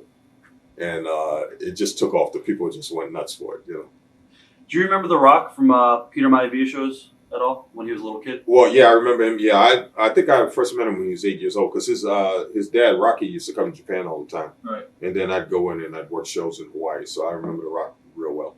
And I think the last time I saw him before he got into the business, he was around 13. And at the time he was tall, but he was skinny though, But he turned out to be a hell of a guy. I guess when did you see the writing on the wall that Stampede was in trouble financially and stuff? Well, actually, when they started screwing around, they had Bruce running things, and then this one was telling somebody that, and that one was telling somebody that, and I said, this is not going to work. This is crazy. And then actually Stu called me up and told me that he was selling out to the WWF. He never told his sons. Wow. And I came into the arena. We were going to do TV, and they were mad because they found out on the news. It was the news. And they asked me, did I know anything about it? And I said, no, I don't know nothing. Don't know anything. But I already knew because Stu told me. You talked a little bit earlier about Chris Benoit. What are your early memories of Chris and Stampede? Chris was a dedicated kid. I enjoyed I liked his dedication. He worked hard. I hated the way they treated him. And I'm one of these kind of guys, I don't like to see people get abused, And if there's some way I can help them out, I'll try to help them out. So I went to Inoki and asked him, would he be possible to bring this kid over, let him stay at the dojo and everything. And I didn't even ask them to pay him. And Inoki says, okay, and we'll give him $1,000 a week. Who did he have trouble with in Calgary? The Harts. Really? Because he was a young kid coming along and they were jealous of him. They could see that this kid was going to be good. They could actually see another Dynamite Kid. I say he's the closest thing to Dynamite to this day. And they were just jealous. And, one time we were up in Edmonton, which is his hometown, and I asked my sister-in-law, who was a baker, I said, it's Chris's birthday. When we come up there, can you make a cake for him? And she made this big, huge cake. And I never forget this. I'm sitting in the locker room, and Bruce comes in, and he looks over, and he says, whose cake is that? And they said, oh, it's for Chris's birthday. And I never forget this. He said under the breath, he ain't eating that cake tonight. So, of course, they had Mike Shaw jump him, smash the cake in his face and everything. So it was so much jealousy. And I was just fed up with it, the way they treated him. He said, yeah, this kid's a talent. But they knew it, and they were jealous of him. So I said, okay, I'm going to help him out. So I asked him one day, I walked up to him and said, would you like to go to Japan? He said, I'd love to. I said, let me make the arrangements. I'll handle it. Wow. And that's how What's your relationship with Tokyo Joe? He lives in Calgary, right? Yeah, he lives in Calgary. I see Tokyo Joe every now and then. I really don't have no relationship with him at all. What was his position like? Well, he was like the agent for New Japan. He'd go around and they'd send him to do to pick up different talent all over. Actually, it's funny because one time we met in Hawaii. They had a meeting there, and they asked me to come to this meeting. I said, "Well, to go to Hawaii, why not? What the heck? I didn't know what it was about." Well, what it was about was that Inoki wanted to actually for me to have that job. Mm-hmm. That I would go around they send me to the different territories and I'd send them back to talent. This is after they left the WWF. And like almost like a scout. Yeah, like a scout. But Sakaguchi was good friends with Joe. Mm-hmm. So he said he wanted Joe to have the job, so they gave it to him. What New Japan guys did they use in Stampede? Didn't they? Hase was up there. Yeah, they used a lot of guys. They used Hase, Liger, Lager. All the young guys that are on top now. Right. They all use them up Which there. Which guys did you like the best? Or? Well, Saito was my favorite. Hase, he was okay. So Hashimoto was there. Mm-hmm. He was good. They're the Viet Cong Express, I think. Yeah. Mm-hmm. What's that? Strong Machine #1. Hirata. Yeah, Junji Hirata. Yeah, he was there also. What are your memories of Steve Williams from Japan? Steve Williams was a good guy. I liked him.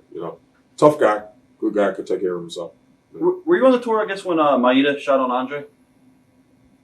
Which New Japan kick match? Andre went in cell for him? No, I wasn't on that tour, but I heard about it, and I worked with Maeda because Maeda was my co-eye. He was my junior. Mm-hmm. When I first got there, he used to have to take care of my clothes, wash them, and everything.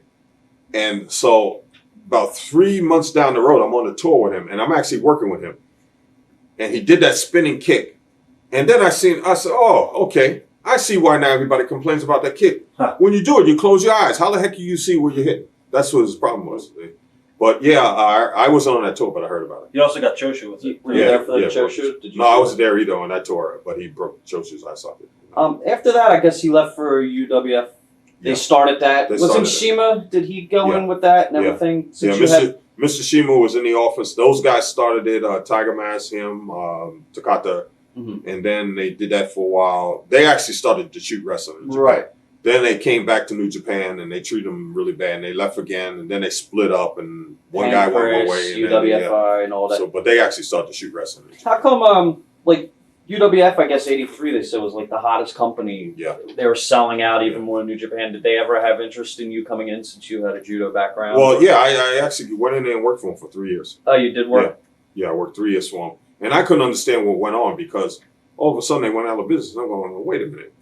Every time we're here, we sell out everywhere we go. What the heck is going on? Well, what happened was they had so many chiefs in the office, and everybody had their hand in the pie. So they were all ripping the place off. Who was most responsible for the demise of that company? Was I say all of them, the whole office crew, because they were all involved in there. They had, I think they had about 5 owners, and they were the ones that, they didn't take care of business. Was Maeda, did he have like that hot head like a lot of people say? Yeah, and partially I think I had a lot to do with it because, see, the thing of it is, Maeda was discriminated against because he's Korean. He was actually born in Japan, but he's Korean.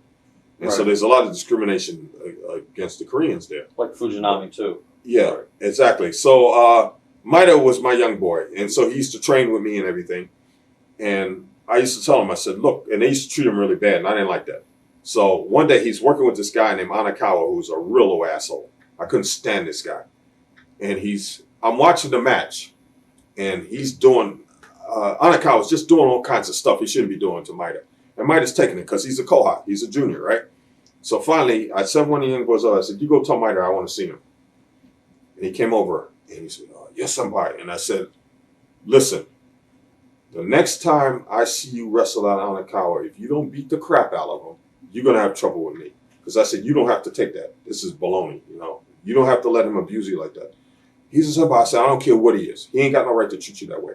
I said, the next time, and if anybody says anything to you, you tell him to come see me, okay? Hi, son. He took off. So about a week down the road, I looked, because they would write the names in Japanese of the Japanese fighters they're going to fight, and then the Americans, they put in English, right?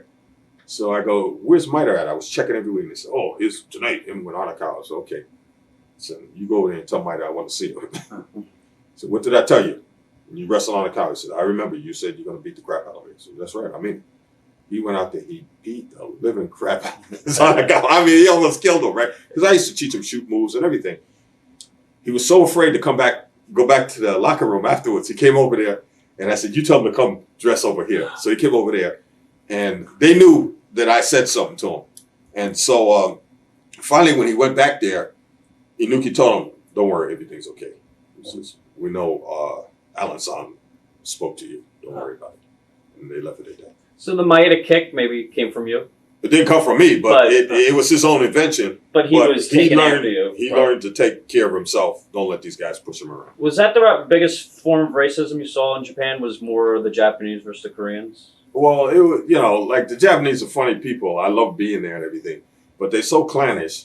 It's like if you Japanese of ancestry and not born in Japan, they don't like you. Right. Everybody's a gaijin. Everybody's a foreigner or a barbarian. So that's the way they are. How'd you wind up in Florida? Actually, Matsuda asked for me to come down. He was good friends with Inoki. He said his company was in trouble. He said, is there any way you can send Alan down? Give him a break, because I was on every tour, and send him down here. I think we can use his help. And that's how I got down there. Who was booking there, I guess, at the time? At that time, they had, who the heck was the booker?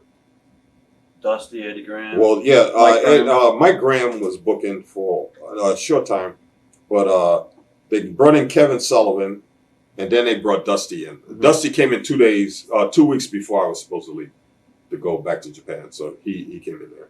What were your thoughts on Florida?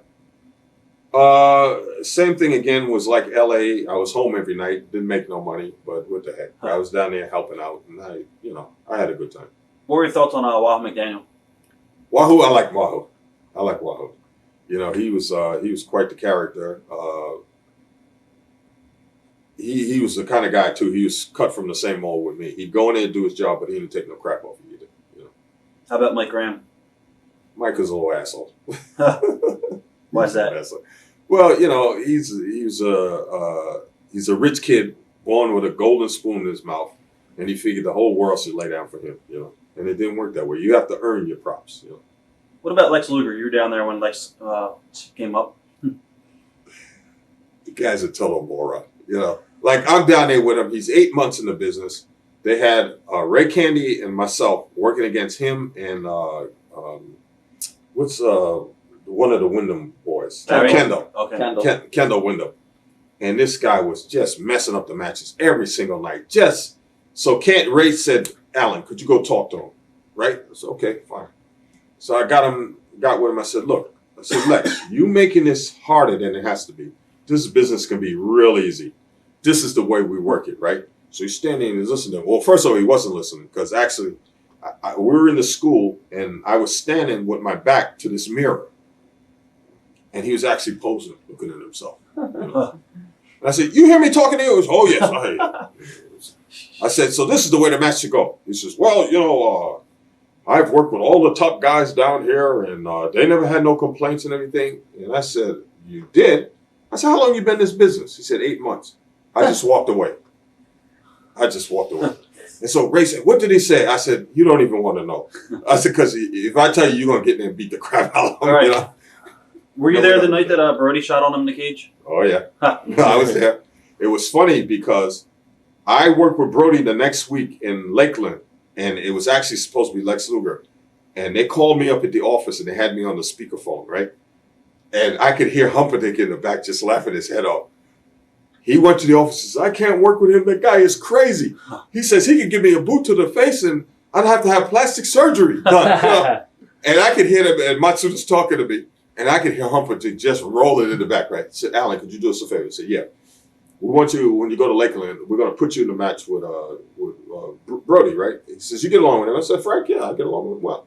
He says, because you saw what happened the other night down there with Bruiser. I said, yeah, and he deserved it. He deserved what he got. Because here's a guy that's been in the business a long time, knew what he was doing. You go, out of respect, you ask him, what do you want to do? And he'll tell you what he wants. Okay, you do this, this, this. I'll do this, this, this. Well, he went and told Brody, he says, yeah, we're going to do it this way, and we're going to have the match this way. And I'm looking over, and I'm in the locker room, this ain't going to be pretty. This is not going to be pretty. As soon as they went out there, I ran out there because I know Brody was going to kick his ass. I knew it. And he went out there and beat the crap out of him. He's screaming like, help, help. Open up the door and let me out. He said, and they actually opened the gate and let him out. He ran out the locker room. Yeah. I mean, he ran back to the locker room, and I'm on the floor rolling because I knew this was coming up. Just the way he's telling, and I could see Brody there. He's got this little knife, and he was just peeling this piece of wood, and he's just looking at him, not saying nothing. This is not going to be pretty. This is not. I'm going to be a witness to this, and it wasn't. What were your thoughts on Bruiser Brody? I love the guy. He was a good guy. He was a businessman. He went out there, he did his job, did what you wanted him to do, but he didn't take no crap off you either. You know, he was a guy cut from the same cloth with me. He didn't take no crap off nobody. What are your thoughts on Brody jumping back and forth between All Japan and New Japan? Well, that was a business decision because after Abdullah got him to jump. And when Abdullah left and he went over there and he talked to Bruiser to come over, which is a big mistake by New Japan Pro Wrestling because he was totally crazy. He's telling me, we're down in Florida together, and he's going, yeah, but Alan, I never put over Inoki. I'm going, what do you care? As long as you get paid. They were paying him $12,000 a week, you know. One time he actually left. He left the tour. You get paid the last day of the tour. They will pay you before the match was over with. As soon as you come in, they give you your money. They call you in, they pay you, right? Well, he left. Him and Snooker followed him. And I asked Jimmy, what was you thinking? He said, well, Frank left and I went with him. I don't know why I left. You know? They didn't even collect their money. They just left. Wow. So now we get to Hawaii and we're doing a show there and he's on the show. The office asked me to go in there and talk to him and say, okay, Alan, could you do us a favor? Go in there and talk to Brody and see why he did what he did, right? So I go in there and ask him, I said, Frank, what's going on, man? Why'd you leave the tour like that? You didn't even collect your money, man. Well, I didn't like the way they treat me. You know, what do you mean? I said, you were treated first-class treatment. What are you talking about? Well, some of those times we were in the beds and fit and everything. I said, hey, Andre went through this. I said, I'm 6'2". you're 6'4", Andre's 7'2" or whatever. I said, they put us in the best hotels they have in those little towns. When we got back to Japan, to Tokyo, I said, you had king-size bed? Weren't you in the best hotel, 5-star hotel at Kale Plaza? He goes, yes. I said, so what's your beef? He goes, yeah, I guess you're right, So I called Inoki and I said, go in there and talk to him. Everything's okay. And they worked it out. He came back for a short while and then he left again. It seems like New Japan used you a lot almost to babysit and control. Well, that's what it was. They knew I was a no-nonsense kind of guy, that I was serious about what I was doing, that they can always depend on me. I was always there on time. I never goofed around. And they knew they couldn't actually get me to go and talk to some of the foreign guys who were all screw-ups. And a lot of the guys you respected you as well. And they respected me. And they knew if I came and said something to them, they know it was serious business. It wasn't no joke. Right. What are your thoughts on what happened at Bruiser Brody in Puerto Rico?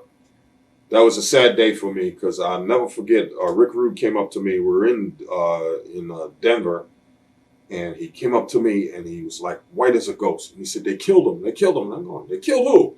What are you talking about?" He just kept saying, "They killed him." I said, "Killed who? What are you talking about?" He said, "They killed Brody in Puerto Rico." And I just dropped my bag. I couldn't believe it. I went off in the corner and I actually cried. Broke my heart. What are your memories of Barry Windham?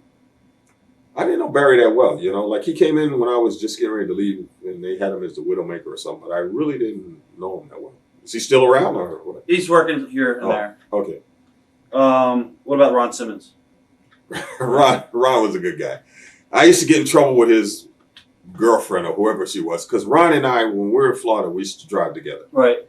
And then, like one day, he would take his car. The next day, I would take my car. So the day he would take his car, he dropped me off at the hotel. He disappeared. His girlfriend was calling me, "Where is he?" I said, "I have no idea." Go, Ron, man, give me a story. Let me tell her something. Right. I don't know what to say. Because she thinks I'm lying. You know where he is? She started arguing with me. I said, "I'm telling you, I have no idea where he is. He dropped me off. That's all I know." What about Kevin Sullivan? Some of your memories with Kevin? Crazy as heck. The guy had to be one of the craziest guys I ever met in the business. He would do stuff that was just totally off the walls, And I go, "Kevin, really? I mean, come on, Like, who's supposed to believe that?" Right. But the guy was crazy. He was totally nuts. Outside the ring too? Outside the ring also. He was crazy. Period. I liked him though. He was funny though. His work wasn't that great, I didn't think, but his interviews were hilarious. What was the story about losing to a Humperdinck? Was there a match or something they wanted to do where they wanted you to lose to Humperdinck? I don't even remember that. Okay. Yeah, I remember that. Early memories of Ray Candy. Ray was a good guy. He used to make me laugh though when they turned us because we were partners, and then they switched us and they had me working against him. They had me as a babyface and him as a heel. He was another one too. I couldn't look at him because every time I'd go to look at him, I'd start laughing, because he'd make these faces and I would just go off. And I think it was like back in Japan. It was like April of '87. You and Maeda had several singles matches, but none of them had legit finishes. They were either like draws or countouts. What happened with that? Well, the thing was, I told them, I said, "Look, I don't mind putting him over because he's up and coming star." They kept, no, you're a senpai. We just want you to draws, whatever. Okay, fine. Right. But I said, personally, I think you should put the guy over. This is my personal opinion. I said, he's your future, but they didn't see it that way. So you went back. Go ahead. Did you feel that, I guess, UWF and Maeda and all that, it's kind of like the beginnings of like UFC and Pride and all that. At that time, did you feel that it was going to take off like that? Not the company because the company, but that style, did you feel that was going to take off to what it's kind of become now? No, I had no idea. I had no idea that it was going to do what it did. But like I said, a lot of people don't realize that these guys were the ones that started that. Right. They started it. People that know wrestling and know history know. But there's a lot of people that don't know this. But they're the ones that actually started it. But nobody had no idea because they were doing something new that nobody ever did before. Mm-hmm. Also in Japan, you teamed, I think, with Buzz Sawyer, or maybe you just toured with him? I just toured with him. I never teamed with him. What are your memories of Buzz? Because a lot of people say he was crazy as well. Oh, he was another one, too. He was totally off his rocker. Totally nuts. Yeah. Now, back in Stampede, you also had some good matches with Brian Pillman, I believe? Yeah. What are your memories of Brian? Brian was a good guy. I liked him. He was, he was a football player and everything, and he tried his best. He was under. I told Brian, I said, "Look, stay away from Bruce." He was under the influence of Bruce. So stay away from him because the only thing you're going to just ruin your career before it even starts. What about Owen Hart? What are your memories of some of your early matches with Owen? At first, Owen was difficult to deal with, and I hated working with him when he first started. He was in the business for 4 years. He just got out of high school. Everybody knew it. The guy just climbed out of diapers, and all of a sudden they wanted him. He was beating everybody. I said, this don't make no sense. If you want sympathy for this guy, you have him get in there and everybody kick the crap out of him first. Then you build him up and he wins a match here and he wins a match there, and people go for him. But you can't have him coming in here beating up everybody. It's not going to sell. And it didn't. And it started killing the houses because people said, this is bull. Right. As far as Corporal Kirshner, what are your memories of him from Stampede? He's another one that's crazy. I don't know. We always seem to wind up with the crazy guys in this business, Yeah. One other thing about Owen, too. After his second sting in the WWF, he woke up to what the business was about. And he realized, don't take it serious. It's a show business. Get in there and make yourself some money. Take care of your family. And he realized that's what it was about, which when he first got there, I actually almost threatened to kill him in the locker room one time up in Edmonton. Why is that? Well, they had me working with Hogan at the time, but Hogan worked 3 days a week. So then the days that he wasn't working, they put me in with Owen, the Blue Blazer. And they said, okay, you go over Allen, you give him the ghetto blaster. I'm giving the ghetto blaster to everybody, the Hogan, and they're all selling it, right? Right.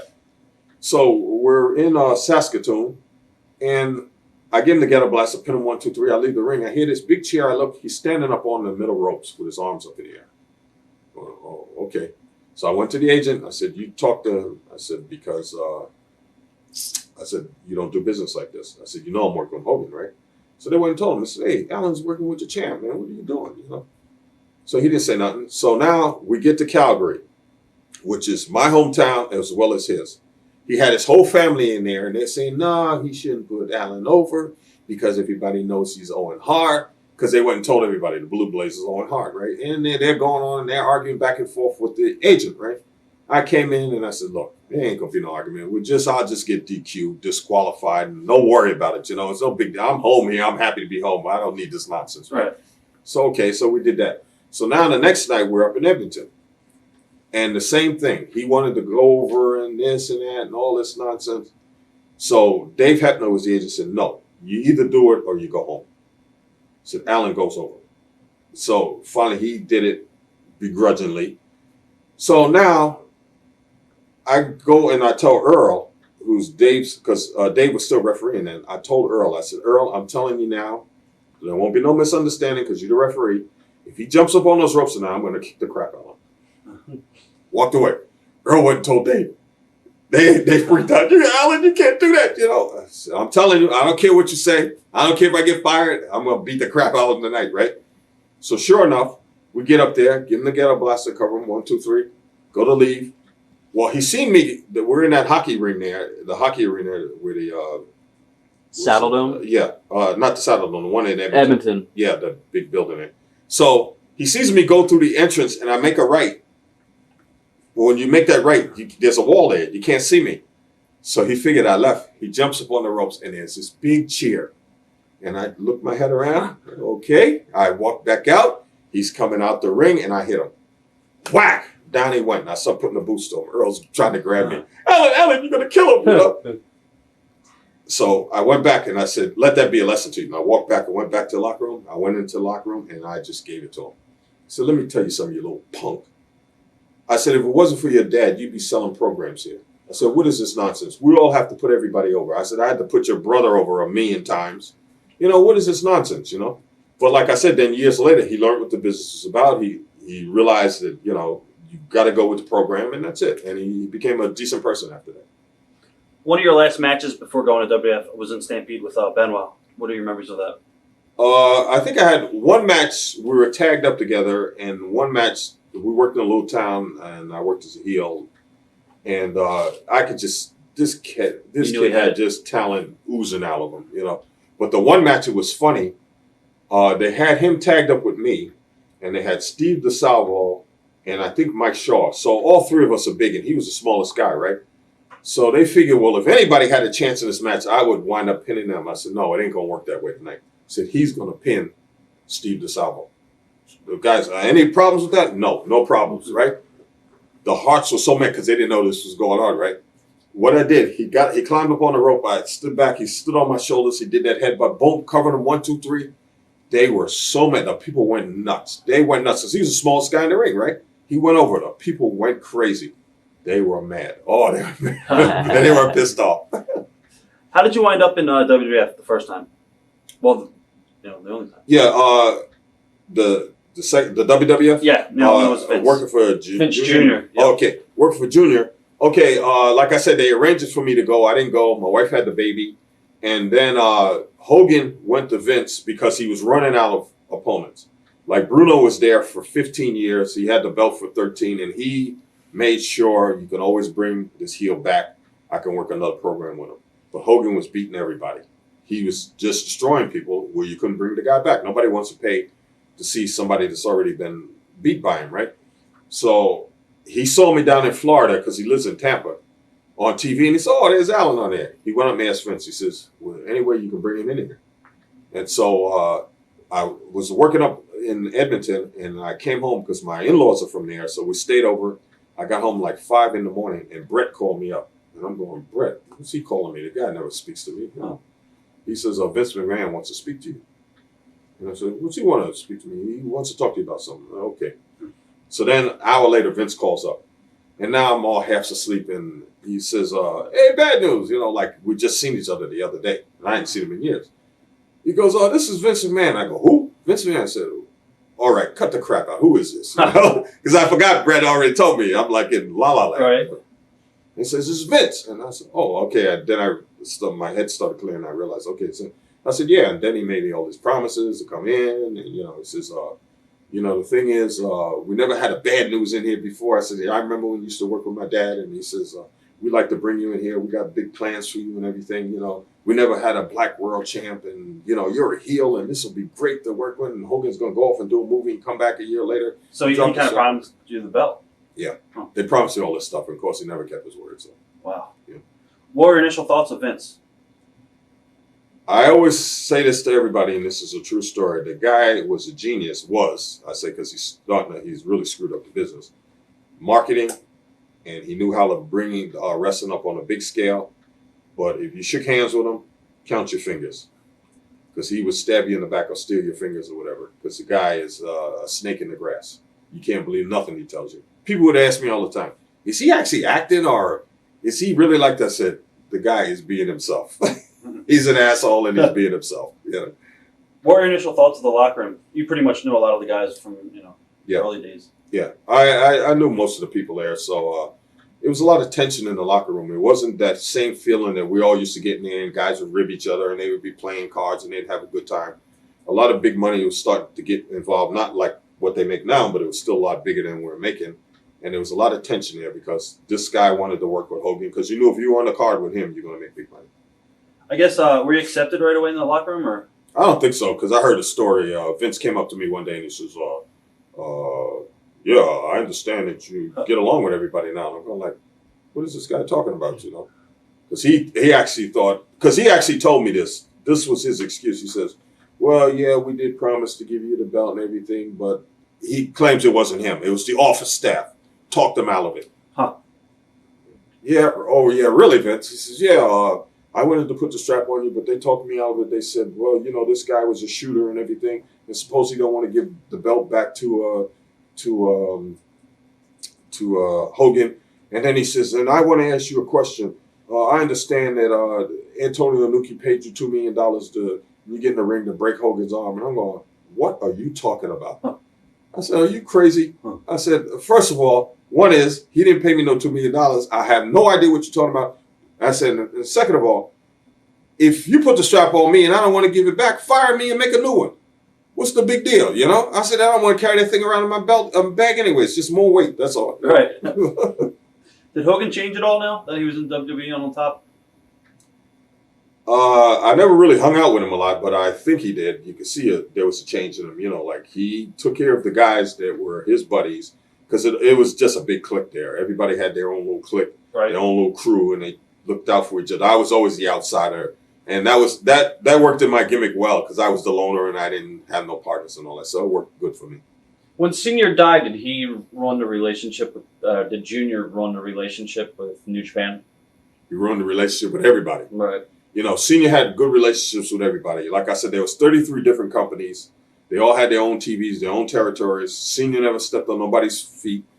He would come to you and say, okay, I need ABC to come work for me, and I'll send you C, D, and E. And they say, okay. They would switch off. C, D, and E would go and work for these guys for 8 or 9 months or a year, and ABC would work for him. Then they would switch off again, and that's how he did business. This guy took over. I remember that merchandising contract they gave us. He says, okay, not only can you not work for Japan, you cannot work for anybody in the universe. The universe? Man, you mean this guy controls Mars and everything, Right. you know? Like, it was unbelievable. What was, you said you went to work for UWF. Why did you leave New Japan that in like 83 or 84? Oh, yeah, I left there because, like I said, they had a new regime in there. Oh, Inoki left, and I wasn't getting the bookings and all that. And I said, That's when you left. Okay. That's when I left. What were your thoughts on Randy Savage? Randy is another crazy one. They all look. I think they opened up all the nut houses and they let Randy in. I like working with Randy, but he was, how the word put it, you never knew how he was going to be that. One night, he'd work beautiful with you, have great matches with him. The next night, he'd go off. Is it true he'd like to put all his matches together spot by spot? And Yeah, he did, but I told him no. We just call it in the ring. Call it in the ring, you know. I worked with him. He was the champ at the time at Madison Square Garden. We did the main event. And he really ticked me off because we went over the match. Said, okay, he disappeared. So I asked Elizabeth, I said, where is he? I just want to go over one more time, make sure everything's. So he says, he went off with Vince. Well, Vince would stir him up, get him go crazy, right? So I get in the ring. I was supposed to grab the microphone and say, you know, you're going to have a new champ from Harlem and go on from New York, blah, blah, blah. And Liz is probably back there doing favors for Jack Tunney. And I remember. well, I get into the ring and somebody hits me. I mean, really hard. And I'm ready to fight because I thought it was one of the audience comes out. I look, it's him. So then I see it's him. So I go in the corner and I'm selling. And he's beating on me. And he had these boots on and he kicked me right in the head really hard, you know. And I said, what the fuck do you think you're doing? And he says, this is to wake you up. Big mistake. He woke me up. Now, I was so pissed off, I threw him over the fence. And at that time, if you even touch the fence, you got to fine him $1,000. So I come out after the match is over with, and I'm walking out the garden, walking through the exit there, and Vince is standing there. He goes, I said, oh boy, he's going to find me now, right? So I go, yeah, what is it? He says, the best main event I've seen in this building in a long time. He was just, you know, he was like, oh, really? Oh, thank you. I didn't buy it. One of the guys that it was pretty ironic that you were programmed with at first was Bret. Did you guys bury the heat? Not really. We just we went and did our job. He did his job. I did mine. You know, I pretty much kept an eye on him though, because I said anytime he can pull something, and if he does, he's gonna wind up. He's gonna be sorry for it. Huh. But I think he knew that. He realized that you know, he was gonna have trouble with me. So he figured just better go with the program. That was it. At this point in your career, were you making more money in WWF, or did you make more money prior to New Japan? I actually, when you worked it out and everything, I actually made more money in Japan. Because when Vince called me up that day and he says, look, I want you to come work for me for 5 years. He says, after that time, you're going to make so much money, you can retire. You don't ever have to work again. This is what he told me, right? So one time, we're on the road, Davey, Dynamite, Bret, and myself. And I never asked nobody about their money. What their money is their business. What money I make is my business, right? And so I called up my wife. We're on the road. And I said, did my checks come in? Yeah. She says, yeah. So I said, what did I get? She says, if I tell you, you're going to kill somebody. So I'm not going to tell you. I'm going to wait till you get home. I said, what do you mean? She said, I'm not going to tell you. I said, okay. So we used to take an advance of $100, you know, because we had to pay for our cars and our rooms and all that, right? I get home and there's a check for $250. So I said, okay. Now I'm getting mad. I'm going to call, no, don't call Vince up because there's little flunkies. Then I'm never going to get him on the phone. I'm going to wait till I see him at TV. And I went in there and I said, I didn't know. When you told me to come here, you were going to retire me in 5 years, that you were going to retire me to the poorhouse. Huh. I said, I never made $250 in years in this business. What the hell is this? You know, he started with the excuses. I lost money on that movie, No Holds Barred, and this and that. And I knew he was lying because that summer, usually summer, it gets slow. But for that year, we did good business everywhere because of the movie, even though it stunk. Right. So I knew he made go. So what he was doing was off the top, taking his money back that he lost on the movie. And we were all getting screwed. Right. So I told him, I said, hey, I don't need this. I'll go back to Japan. He says, well, if you want to go, I'll call. I said, you don't need to call for me. So I can pick up the phone and talk to Inoki right now. I said, I don't need you to call for me at all. I said, but this is bullshit, Kamala was telling us too. Yeah. So this is bullshit. I said, you bring me in here on all these lies. You've been lying to me from day one, and this is nonsense. So then he says, no, I got other plans. And of course, it kept going on, and finally, enough's enough for it. Yeah. What were your thoughts on Dynamite around this time? I was sorry that a lot of people never got to see him at his best because at that time when he was in the WWF and there working as the Bulldog, he had a lot of serious injuries. So he was on a decline. But if the people could have actually seen him all over the world when he was at his best, they would be in awe. Because like I'm in awe of the guy now. I put in a tape and watched the Best of Dynamite like a couple of months ago, and I just stood there and I said, you forget about how somebody is, and I can't believe how good this guy was. Because I still say to this day, pound for pound, he was the best ever, without a doubt. And nobody's come close. Maybe Chris Benoit. That's about it. What do you remember of the first WrestleMania and the Battle Royal that you were involved in? At the Battle Royal, I thought it was a big event. The way they did it, I liked the way they put it together and everything. The show, and they decided that was to soothe me over after lying to me about bringing me in. Okay, let's put him over in the Battle Royal. Maybe that'll keep him quiet for a while. Yeah. Now, with your matches with Bret, were there any problems with you guys at all? Or you guys... No. We went out there. We did our work. We did our job. That was it. How about Jim Neidhart? Good matches when you were working with Jim? Jim was Jim. Right. You tried to work towards his talent, But Jim was Jim. He was always the same. What do you remember of your first main event against Hogan in New Jersey? In New Jersey, like I always said, Hogan had charisma. He was a great talker. He wasn't a great worker. But I knew if you got on the show with him and you were out there as a heel, you're just going to be blown over because people just love this guy. Because I remember the one time in Nassau Coliseum when I worked with him, I think it was like 22,000 people or something. You could not hear yourself think when he came out to the ring. Was that loud? That was that loud.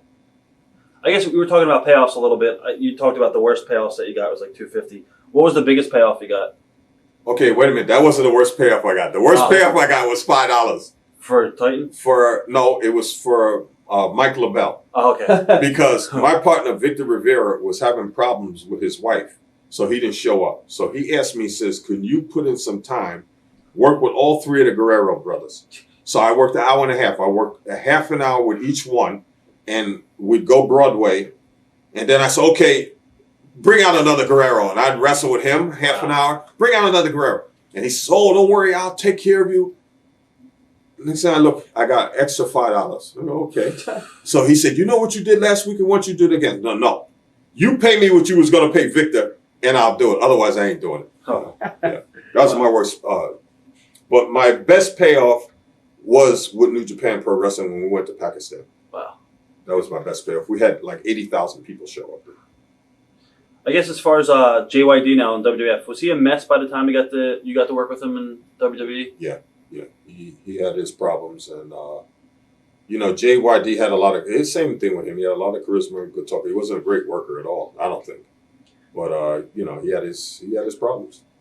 Just a personal question: when they went to Pakistan, why did they draw that big house? Who did Inoki wrestle? That wasn't it some Indian guy? Or well, actually, the first time he wrestled one of the Bula brothers, which is a big, famous wrestling family there, and he actually broke the guy's arm. Really? Because the guy wouldn't sell, and Inoki broke his arm. So as far as the Indians was concerned, he was the greatest shooter ever, right? Which he wasn't. Right. So then the next time we went with the 80,000 people, I was on the show. It was because of Inoki. Right. Yeah. Why would you say that was so strong to draw 80,000 people at that time in a country that there's probably not a lot of wrestling? Wrestling. Did New Japan market itself in that area? Yeah, they were sending tapes over there, but the reason it was strong because the people love wrestling there in India and in Pakistan. They're the same people. They just what divides them is religion. Mm-hmm. But they love wrestling. So when they heard that Inoki was coming back to Pakistan to wrestle, they turned out. So would you say, like, in your wrestling career, Inoki was probably the biggest draw of anybody you ever worked with? Yeah, more than Hogan, yeah. more than... Yeah, because Inoki could go all over the world and he could draw. Hogan was big in the States, and years later, once Vince's TV started going all over, then he became strong. But Inoki was strong all over the world. Wherever he went, he always had me follow him. I'd go with him. He'd take me with him. And actually, when we were in Pakistan, I wrestled him. They had a tournament. And the tournament boiled down to him and I, because I was an Olympian and everything. And at that time, it was the time of the Olympics. And people believed in what they saw. So, and I told Inoki, I said, Anthony, I was sick as a dog. I was there sick for a month. I was sick for 2 weeks there and sick for 2 weeks when I got home. And the last day we were there, we were in the shower. And I told him, I said, Antonio, you take me a lot of places. I appreciate it. I wouldn't care if you gave me $2 million. No, make it $3 million. I'll never come back here again. So he said, okay. Back around the time when you were working with JYD and WWF, what was the drug scene like?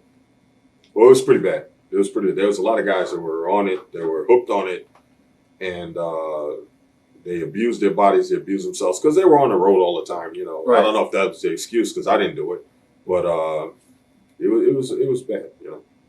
What are your memories of working with Ken Patera?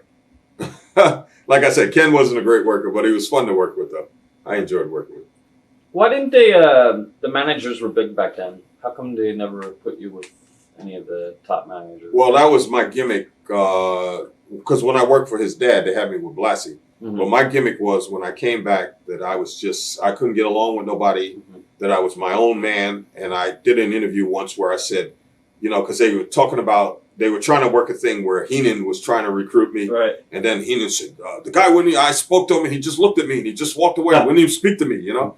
And I said, yeah, hey, I don't need nobody stealing my money. Right. You know? I said, I could take care of my own money. I could take care of my own, so I don't need none of these guys, you know. I travel by myself. I don't need nobody. And that was my kid. Was that the office's decision, or were you happy with that? Well, I was happy. I loved it. Because right. I didn't have to put up with a lot of these guys that were doing stuff that I didn't do. Right. Did you get along with Bobby?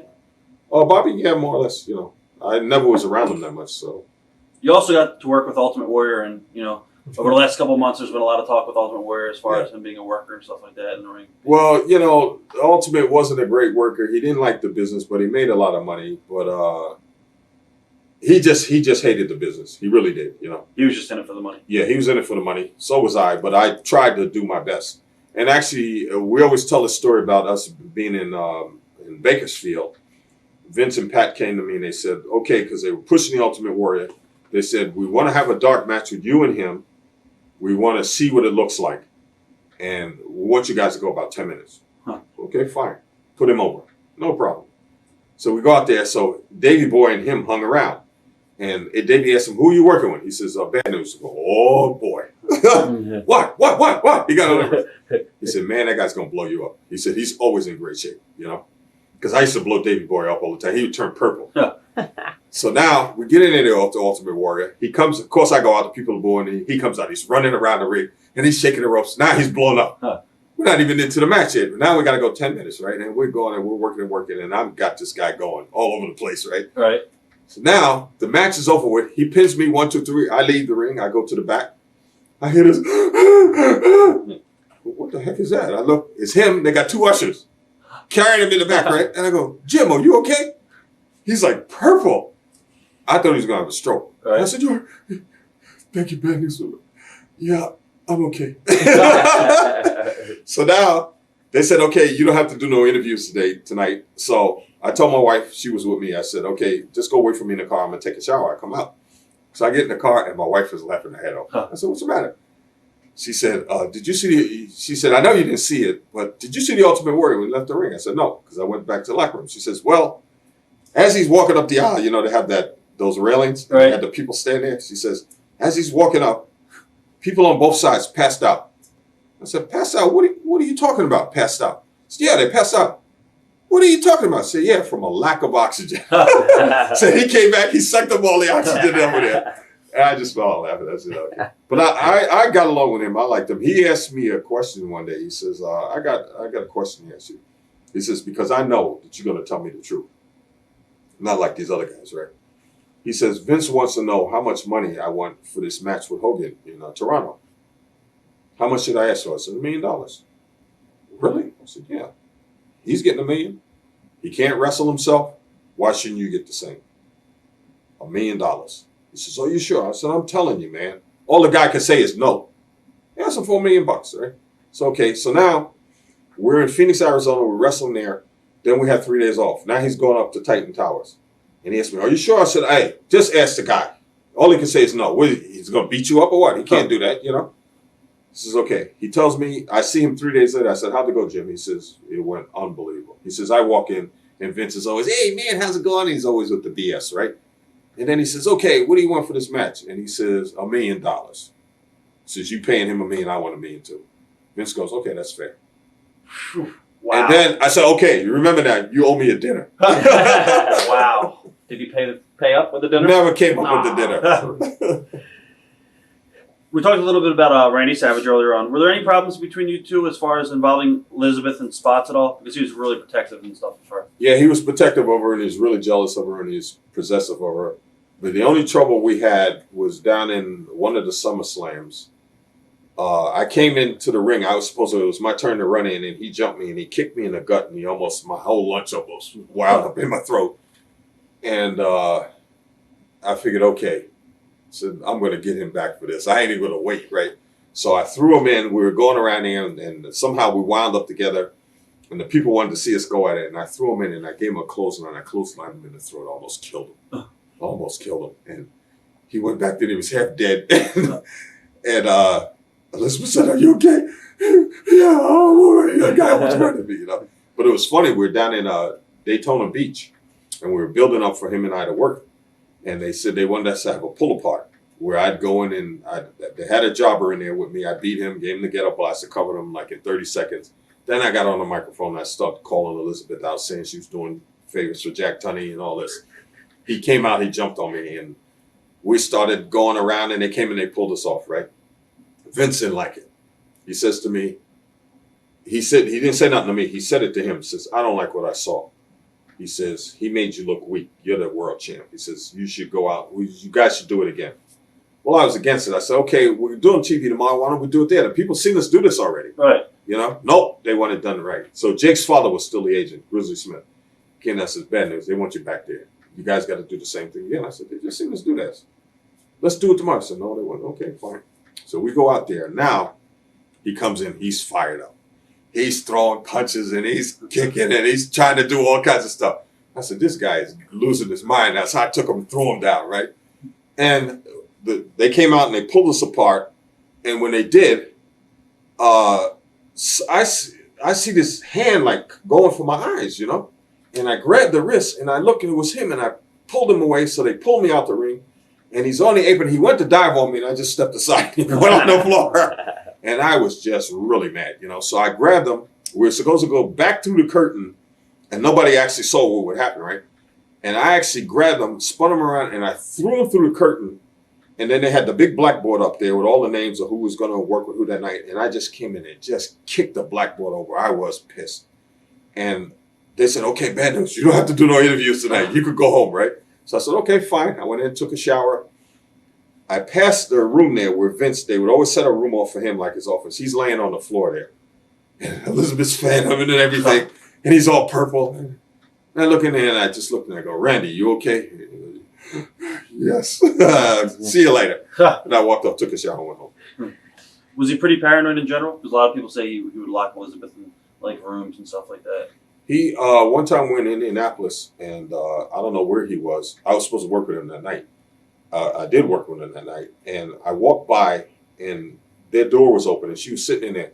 And I go, hey, Elizabeth, how's it going? How you doing today? So fine. She says, come on in and talk to me, bad news. I said, no way am I going in there. I didn't say it to her. I'm thinking to myself, since I got to work this guy tonight, we're going to wind up fighting in that ring. All right. So I just stood in the doorway, and I'm talking to her. She says, come on and sit down. I said, no, I got something to do, and I just spoke to him that I left. But he was real paranoid. Wow. What about John Studd? You got to work a little bit with him. Yeah, I like John. John was a good guy. He's one of the good people in the business. He broke my heart too when he passed away the way he did. But I liked him. He was good. But I used to tell him all the time, John. He used to take these growth hormones or something. I said, what are you doing that for? You're a giant already, man. His thing was in his head, he wanted to be bigger than Andre. So that ain't going to happen. All right. So why kill yourself, you know? What about Herc? You worked a little bit with Hercules. Yeah, Hercules was a good guy, too. Yeah. Bruce Beefcake? Good guy, super guy. I enjoyed working with him. I knew him from Japan also. Right. And he was like almost like a brother to Hogan, you know. But he was good people. He wasn't that talented though, but he was good. Ronnie Garvin and his chops. Any stories there? Oh yeah. When they told me I'm working with Ronnie the next night, he's in the babyface locker room. I walked out the locker room, went over to the babyface locker room, and I said, Ronnie, I understand you and I are working tomorrow. Oh yeah. Piece of advice. What's that? Leave the chops in the locker room. What? I said, leave the chops in the locker room. I'm not going to say it again. I walked out. So Earl Hebner was sitting in there playing cards. He couldn't believe it. He said, oh, did you hear what Ben News said to Ronnie, man? I meant it too. You give me one of those chops, you're going to get this right across the chops. Did you have a pretty good rep in the locker room as far as being a tough guy? I think the guys thought that. I don't know why, you know, but I was a no-nonsense guy. I didn't mess around. I didn't rib you. You didn't rib me. I come in to do my job, make money. You let me make my money and go on about my business. But don't start up with me in the ring, because then you're going to have trouble. Do you think Haku was the toughest, probably? Oh, yeah, without a doubt. Without a doubt. All those guys from the islands, they were all tough. Peter Maivia, the Samoans. They like to fight, you know. I used to enjoy being with those guys, and they'd call me brother, come on, let's go out. No, I ain't going out with you guys. Because you're going to go out and get in a fight, and we'll all wind up in jail. No way, you know. Were you there when Jacques and Dynamite got their fight? Yeah, I was there. I actually helped to break it up. I was sitting in the locker room, and we were doing TV at the time, and everybody came in to eat lunch. And then I saw Tommy. We were all, actually, it was Tommy, Pat Patterson, Haku was there, and myself. We were the last ones in the dining room. And then I seen Pat get up and leave. And it was Haku, him, Dynamite, myself. And so we're there shooting the breeze. And then Dynamite says, okay, I got to go do some interviews. Because that day I didn't have to do it. I said, okay, fine. So he left, and I'm talking to Haku, and I hear this ruckus out in the hallway. I said, what the hell's going on? I come out there, and I see Tommy. He's a bloody mess, and he didn't go off his feet, but he's like, and I grabbed him. And then I looked over, and I seen the biggest Rougeau brother came at him, and I said, you even come near him, I'll kill you right now, you know. And his brother came around, and I grabbed him and threw him up against the wall, and I said, get the hell out of here. And I took Tommy, and I said, come on, let's go to the bathroom. We got to clean you up. So I took him in the bathroom. He was just a bloody mess. They hit him with the knuckle dusters, right? So we get in there, and I start cleaning him up. And I take his lip up, and he had this ugly gash in his lip, you know. And he says, it looked bad. I said, oh, man, you're going to have to go to the hospital. Have this stitch. This don't look good. So then Davey heard about it. He come running up. He came in the locker room, and he found me, and Hogan and them came in there because apparently they were in talking to Vince. Well, so these two ran down there and beating on the door after us. They're going to kill us, you know. And so who's going to kill you? Everybody, you know. So they came in there, and they found us. So Davey got mad. He wanted to go back there, and he knocked a few of his teeth out, right? So I said, no. I said, look, first thing, we got to get him some medical care. So you take him to the hospital, we'll take care of these guys, you know. So I came down there. I actually went down. I was going down to look for him, but they took off. They disappeared. So they took him to the hospital. He came back from the hospital. And of course, now everybody got wind of what happened. They were all pissed off because nobody liked the Rougeaus anyway, right? So they were really in deep crack. Right. So they took off. So Vince sent them home. They sent Dynamite home. And they were gone for like a week. And the Rougeaus came, the first day back was on a show that I was on. And they walked in the locker room and they shook everybody's hand. And I'm putting on my boots. And the one comes around me, the tall one, and he sticks his hand out.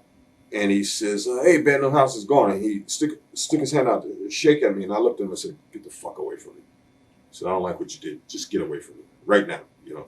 And that was the end of that. You don't think it was deserved for what they did to Jacques? No way, shape, or form. Okay. No way, shape, or form. What they did to Dynamite? Yeah, I mean, from what happened with Jacques first, wasn't it like a receipt or something? Well, yeah, because, you know, and Tommy and them brought it on themselves, too, because they used to rib everybody. Right, you know? But I was on the show that somebody screwed up their gear, and they blamed Dynamite and them for it, and they didn't do it. Right. Because they actually left before these guys even got there. So they didn't do it. So this time they were innocent, which most times they weren't. Most times they did something to somebody, you'd always go, it was Dynamite and Davey. We know they did it. So it wasn't, and they had an altercation. He beat the crap out of the little one. It was between them, and I didn't like what they pulled, And I still say to this day, until they prove different, Pat Patterson was in on it. Because you don't jump somebody when your boss is standing there. You don't do that. Did you ever see anyone crack on the road? Just totally crack up? Yeah, Kirshner did. He cracked up once. He ran across the border in Montana, and he tried to, he was threatening Johnny Smith, because him and Johnny were sharing a room together. Right. He was going to kill Johnny, and poor Johnny is a nice guy. He didn't know what was going on, and then he jumped out the van and ran across the border, and they was chasing after him and all. And so he cracked up on the road. Yeah. What are your early memories of Dusty in WWF? Dusty in the WWF? Yeah. Well, actually, the first time I met Dusty, they just brought me in from Japan, and we're in the locker room, and S.G. Jones came in. Right. And he started talking to SD, and he started using the N-word and this and that. And I'm sitting there. Now, this guy don't even know me, right? What gives you the right to even say that? So I didn't say nothing. I just, okay, all right. So now, after he left, I called SD over, and I called him out, and I said, why you let him talk to you like that? What's wrong with you, man? Oh, he's my man. I said, no, he ain't your man when he's talking to you that way. You never let nobody talk to you that way. What's wrong with you, man? Oh, okay. So now, 6 months down the road, I'm in Japan. There's the Madison Square Garden Tag Team Tournament. He's on there. Stan Hansen and Dusty against I got it wrong. It's Dusty and Inoki against Stan Hansen and me. They wanted me to do the job. Sakaguchi sent a word over. Okay, let Dusty pin you. So you go back and tell Sakaguchi that ain't going to happen. And I never refused to do a job for anybody because I didn't care. Right. I was in this to make money. I didn't have the big ego. Sure. What do you mean he ain't going to do that? That's what he said. He ain't doing it. So they wanted to beat me, let Inoki beat me. And Dusty it ain't happening today. So then finally, they said, okay, we're going to change it around. Inuki's going to beat Allen. And he goes, for why? Said, you go talk to him, right? So he came over and he asked me, well, why do you want to do it for me? So truth of the matter is, I don't like you. And I said, you try something in the ring and I'm going to stress the hell out of you. And that's the only time I ever threatened anybody in the ring. And I meant it too. I was going to beat his fat butt in the ring. And so Stan goes, just don't go crazy. Okay, so what are we talking about, Dusty? Dusty. Okay, so I told Dusty, I said, it ain't going to happen today. I'm not doing no job for you. So now we get out there, and Stan and I, we're beating the crap out of him. I mean, we're just throwing him everywhere. He's taking bumps all over the place. When Inoki would come in, we would sell like a champ for Inoki, right? So now we get into the bus, and Stan's sitting in the back, and I'm sitting across from Blassie, and I call him the general. And he comes in, and he's almost like in tears. He's going, those guys, they didn't give me anything in the ring. And I turn around and I look at Stan. He looks at me, and we both just bust out laughing and said, sometimes it bees that way. Is it true that when he came into WWF, did you ever go to Vince about Sapphire's name? Yeah. Okay. I know Slick did too, I think. Yeah, that's a true story. This is when they came up with this thing of, well, which one's going to go half black, half white. Well, you heard what I said down there. Right. That we're going to ask you about that Okay. Too. Yeah. And how do you think this is going to go? This is going to go over great. This is going to be big. I'm lying through my teeth because I figured one of the brothers is going to kick this guy's butt, man. Because I couldn't stand Piper. But I told him, I said, Vince, one other thing too. I said, let me explain something to you. I don't like the idea that you insult my people when they go, what do you mean? I said, you called her Sapphire. I said, that was a racial slur towards black women. I said, you better change her name. Oh, I'm going to do it. I didn't know. Nobody told me he's lying because he's just a few years younger than me. Right. He knew that came from the Amos and Andy show. He says, I'm going to change the name. He called her Sweet Sapphire. Give me a break. Right. Were you going to tell another story? We were talking about Kirshner and everything. Hansen going through the crowd. Oh, yeah. One time I'm wrestling with Hansen as his partner. This is before he went over to All Japan. And he used to go out in the audience and he'd be beating people up and people are running all over the place and everything. And I'm right next to him and we're going down and we're chasing the people. We're outside and there's this guy sitting there. He's a monk. He has this monk's hat on and he's got the thing and he's just sitting there and he's looking at us. I grabbed Stan. I said, we go this way. This is what happened. I said, that guy will kick the crap out of both of us, man. You don't want to be messing with him. I heard one time though somebody it was Tiger was in a FMW with Sabu and them, and they beat up one of the Yakuzas when Tiger was doing that. Bad mistake. And like 10 guys beat up Tiger ran out and left Sabu in the locker room, and 10 Yakuzas beat him up. It was pretty bad. I'll tell you a story about the Yakuza. Bob Orton Sr., well, he's Junior. He was in Japan with me on a tour. We were down in Kyushu, which is big for Yakuzans down there. They promoted this show. Okay? Him and Chris Adams are on the show. So now we do the show. They took those guys out to eat for dinner across the street from the hotel we're at. So I come out, I look out the window there. I see Chris Adams throw this guy with a judo throw on the ground. Well, his brother was, Neil Adams, was a world champ in judo. And he was Olympic medalist. So Chris did judo also. So now they go back in this bar, and Orton's down there and Chris. So now Chris is wrist wrestling this guy on a glass table. The guy, they break the table, right? They get into a scuffle. The head guy that promoted the show was the Godfather in that town. He comes over and he says, "What's going on? Cut it out." Bob hauls off and kicks him in the nuts. Oh. The guy goes down. So now I don't know this is going on, right? I'm in my room watching TV, go to bed and everything. I come downstairs, we're getting ready to leave, go to the next town. The lobby is full of Yakuzans. There's about 50 of them there. They're looking for Orton. I'm going, what the heck happened? So they told me what happened. I'm going, oh man, this is serious. Because these guys will kill him. Right. What happened was the office found out what he did. They made him pack his clothes that night. They shipped him off to Tokyo. They sent him off to Tokyo. He got to the office. They paid him his money. They sent him home. So now the Yakuzans went to the next town because this guy promoted that town too. And they showed up in force. They were gonna kill Bob, right? And we get there, they're looking for him, they realize that he's not there. They call up their associates in Tokyo to go to the hotel to look and see if he's there. But they found out he already left. He went back to the States. Wow. A month later, they sent him back to Japan again. I'm going, the office is trying to get this guy killed, man, because these guys, they got people all over. They're serious, you know. And I said, what was you thinking, man? Are you crazy? So, I was drinking. I didn't know what I saw. I said, man, you don't know how close you came to getting killed. I said, when I came downstairs, there was 50 of them in that lobby. They were going to do you, you know. Wow. Is it true that Bob Orton and somebody killed Frankie one time? Coco's Bird. They gave him somas. It was Slater and Orton. Well, I don't know if Dynamite and them was there. My bet was they did it. Right. Or was I don't know who did it. But or was it Slater and Orton shot up Matilda with steroids? No, that Dynamite never did that. They shot up their own dog with steroids. Yeah, they were the ones who did it. But those guys, they used to play some serious ribs because I'll tell you a story. I was in Newark and I went to rent a car at Budget and I gave my name, gave my credit card, my license and everything. And they said, "Who do you work for?" And I said, "Titan Sports." And the guy looks at me and goes, "I'll be right back." He went inside there. His manager comes out. He says, "Excuse me." He says, "We can't rent you a car." I said, "Why not?" He says, "Well, apparently Orton and the one that was killed up in Canada in the car accident, Adrian Adonis, were together. They were all high out of their mind. They pull a car up, get on the train tracks, leave the car. The train is the car." So, of course, anybody from Titan Sports. Wow. Well, I said, "Well, what does that have to do with me?" Nope, we're not renting you no car. We got the right. Okay, wow. So I had to go down the road to Dollar and rent a car. That's crazy. Those guys are nuts, man. What are your thoughts on Pat Patterson? Another guy. The first time I met him, he tells me, this is my second day in the business. They brought them over because Andre and them were going to do the show and do the tour. But we had the special match first, and then the tour started. So I meet Pat, they introduce him to me, and he says, "I want you to understand." He says, "You know I'm gay, don't you?" And I go, "Oh, okay, fine. You know, I'm from New York. I mean, how are you going to shock me?" You know? Right. And he says, "Did you hear what I said?" I said, "Yeah. You said you were gay. So as long as you don't try to jump me, I don't care what you are." You know?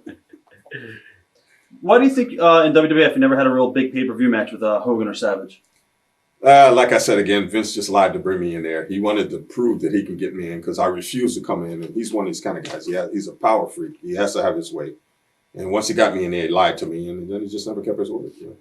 How did you find out about your program with Roddy Piper, and what were your thoughts on the program at first? Well, the whole thing was just a total lie. You know, I came in there, and they said, "Okay, we're going to put you with Piper. We think that could be a good match and everything." They said, we got big plans. You guys are going to go all over the territory and you're going to do this and that. And of course, after WrestleMania 6, they just totally lied to me. And they said, when I came back, we actually had 2 weeks off and we started up in Providence, Rhode Island. Well, I'm gearing myself up to go with Piper because I know somewhere down the road, before the week's out, I'm going to wind up kicking his ass. I knew that because I didn't like his mouth or anything. The guy's a racist and all that. So I come in and I say, okay, what match Piper and I are on? They said, you're not working with Piper, you're working with Jake the Snake. And I go, really?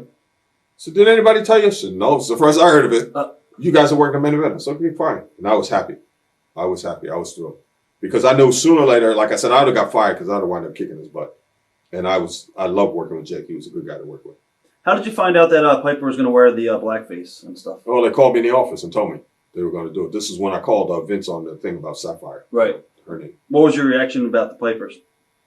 Well, I thought it was the stupidest thing I ever seen. And I figured, let him go ahead and do it. And one of these brothers are going to get, in one of these towns are going to get a hold of him and he's going to be sorry. When you told Vince about that, what was his reaction? Well, he thought, we think this is a great idea. This is good. What do you think? Yeah, it sounds great, Vince. And then after Piper left the room, then that's when I told him about Sapphire. And, I didn't like the idea that he was calling her that. The one match you guys had was a double count out. Why was there not a decisive finish? Well, because he was bitching and complaining. He didn't want to. They actually wanted him to put me over. Right. He didn't want to do it. And I said, look, man, I'm not about winning belts.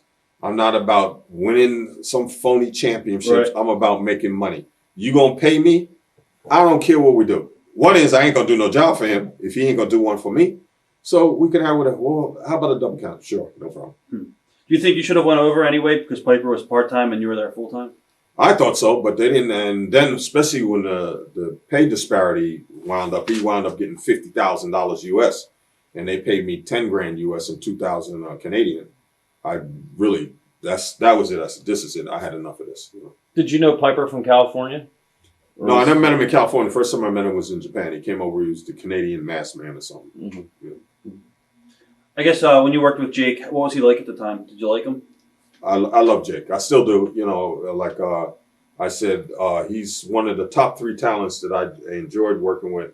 Dynamite was always my favorite. Jake was second, and Ricky Steamboat. Jake has his problems, is well known, but as far as the talent goes, the guy was great.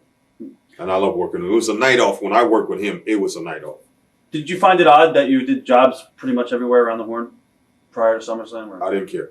I didn't care because I told them I was leaving. Right. They knew it. They knew sooner or later because I had enough of the lying. I had enough of the phony promises. And I gave them, actually the day that I got fired, I gave them my notice that I was leaving. They said, no, they begged me to stay to November.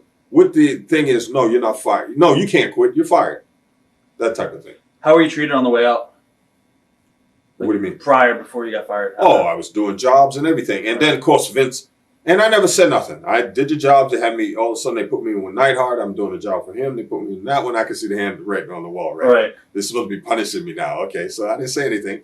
We get there, and I said, I asked Vince, this is what really made me laugh. I said, Vince, what's going on? Like you brought me in here with all these promises, and now all of a sudden you're jobbing me out? What do you mean you're being jobbed out? Yeah. I said, Vince, you're not going to sit there and tell me you don't know what's going on. These guys do not sneeze and wipe their nose without your say-so. Nobody told me nothing. What the heck's going on? I said, Vince, you're doing a good job of acting there. Right. Cut the crap, all right? You called him and said it? Oh, yeah. Wow. Told him right there. Actually, the last time that I had a run-in with Vince was when I gave my notice, and I was in San Francisco. We were supposed to wrestle Sacramento. I get in there. We're going to wrestle Sacramento that night. We go up to Sacramento, and then the next day wrestle San Francisco. So I get in the car, and I tell everybody the story. My wife was there with me because when we did the California swing, I'd get her a ticket because I had so many frequent flyer points. And she gets in there, and I'm driving. And she says, Alan, I'm going to say something to you. She says, I never got into your business. You always did what you wanted to do, but I'm going to say something because I love you, and I don't like what I see. She says, and she just gave it to me. When I got out the car, I was about 2 feet tall. I was about this big, and I couldn't say a word. And I said, she's right. She's right. She said, they lied to you. They done now. They jobbing you this and that and the other. No, okay.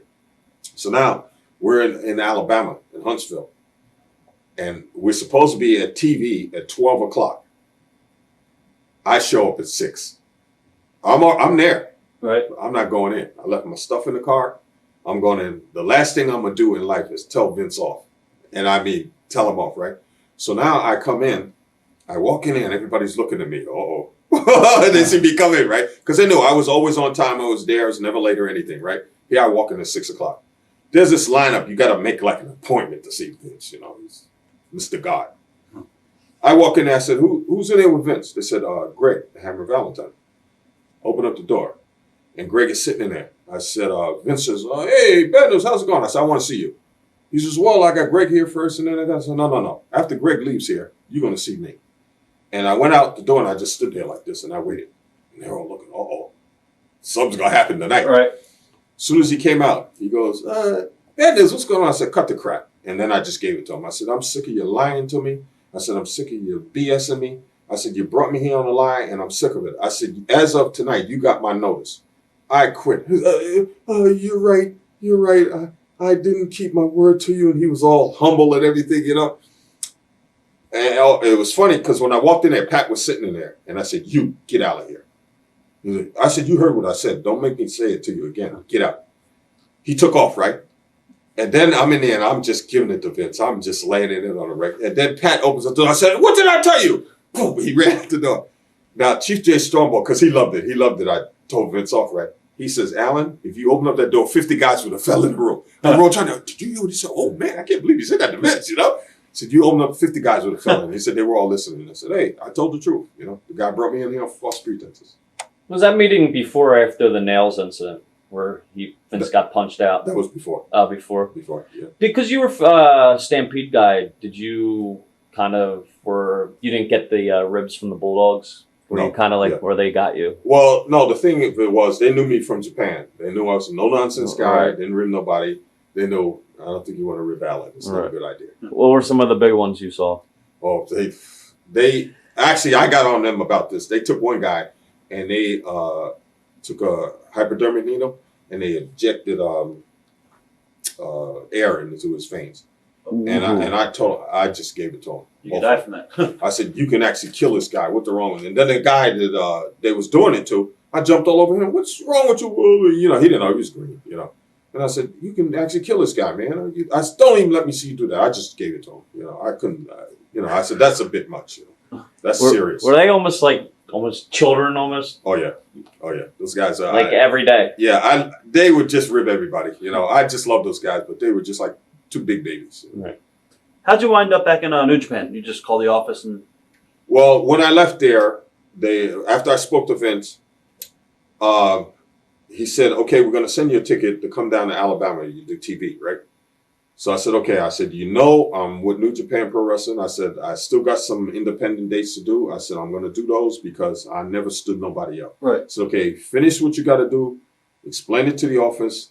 Then he said, come do TV for us. So now I went to do TV and Tiger, what was the big Korean's name? Tiger Chung Lee? Chung Lee was there.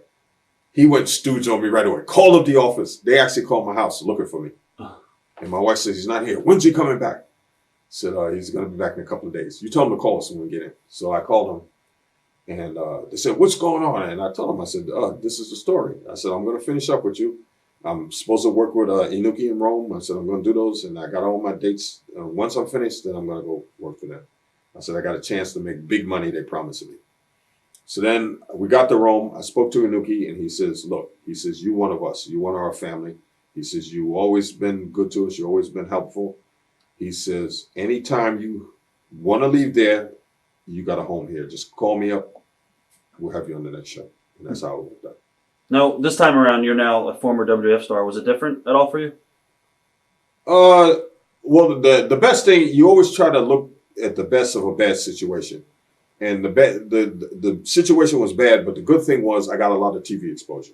So I can go to the independents and they knew who I was. Because before that, nobody knew who I was because I was working in Japan mostly or in Europe somewhere.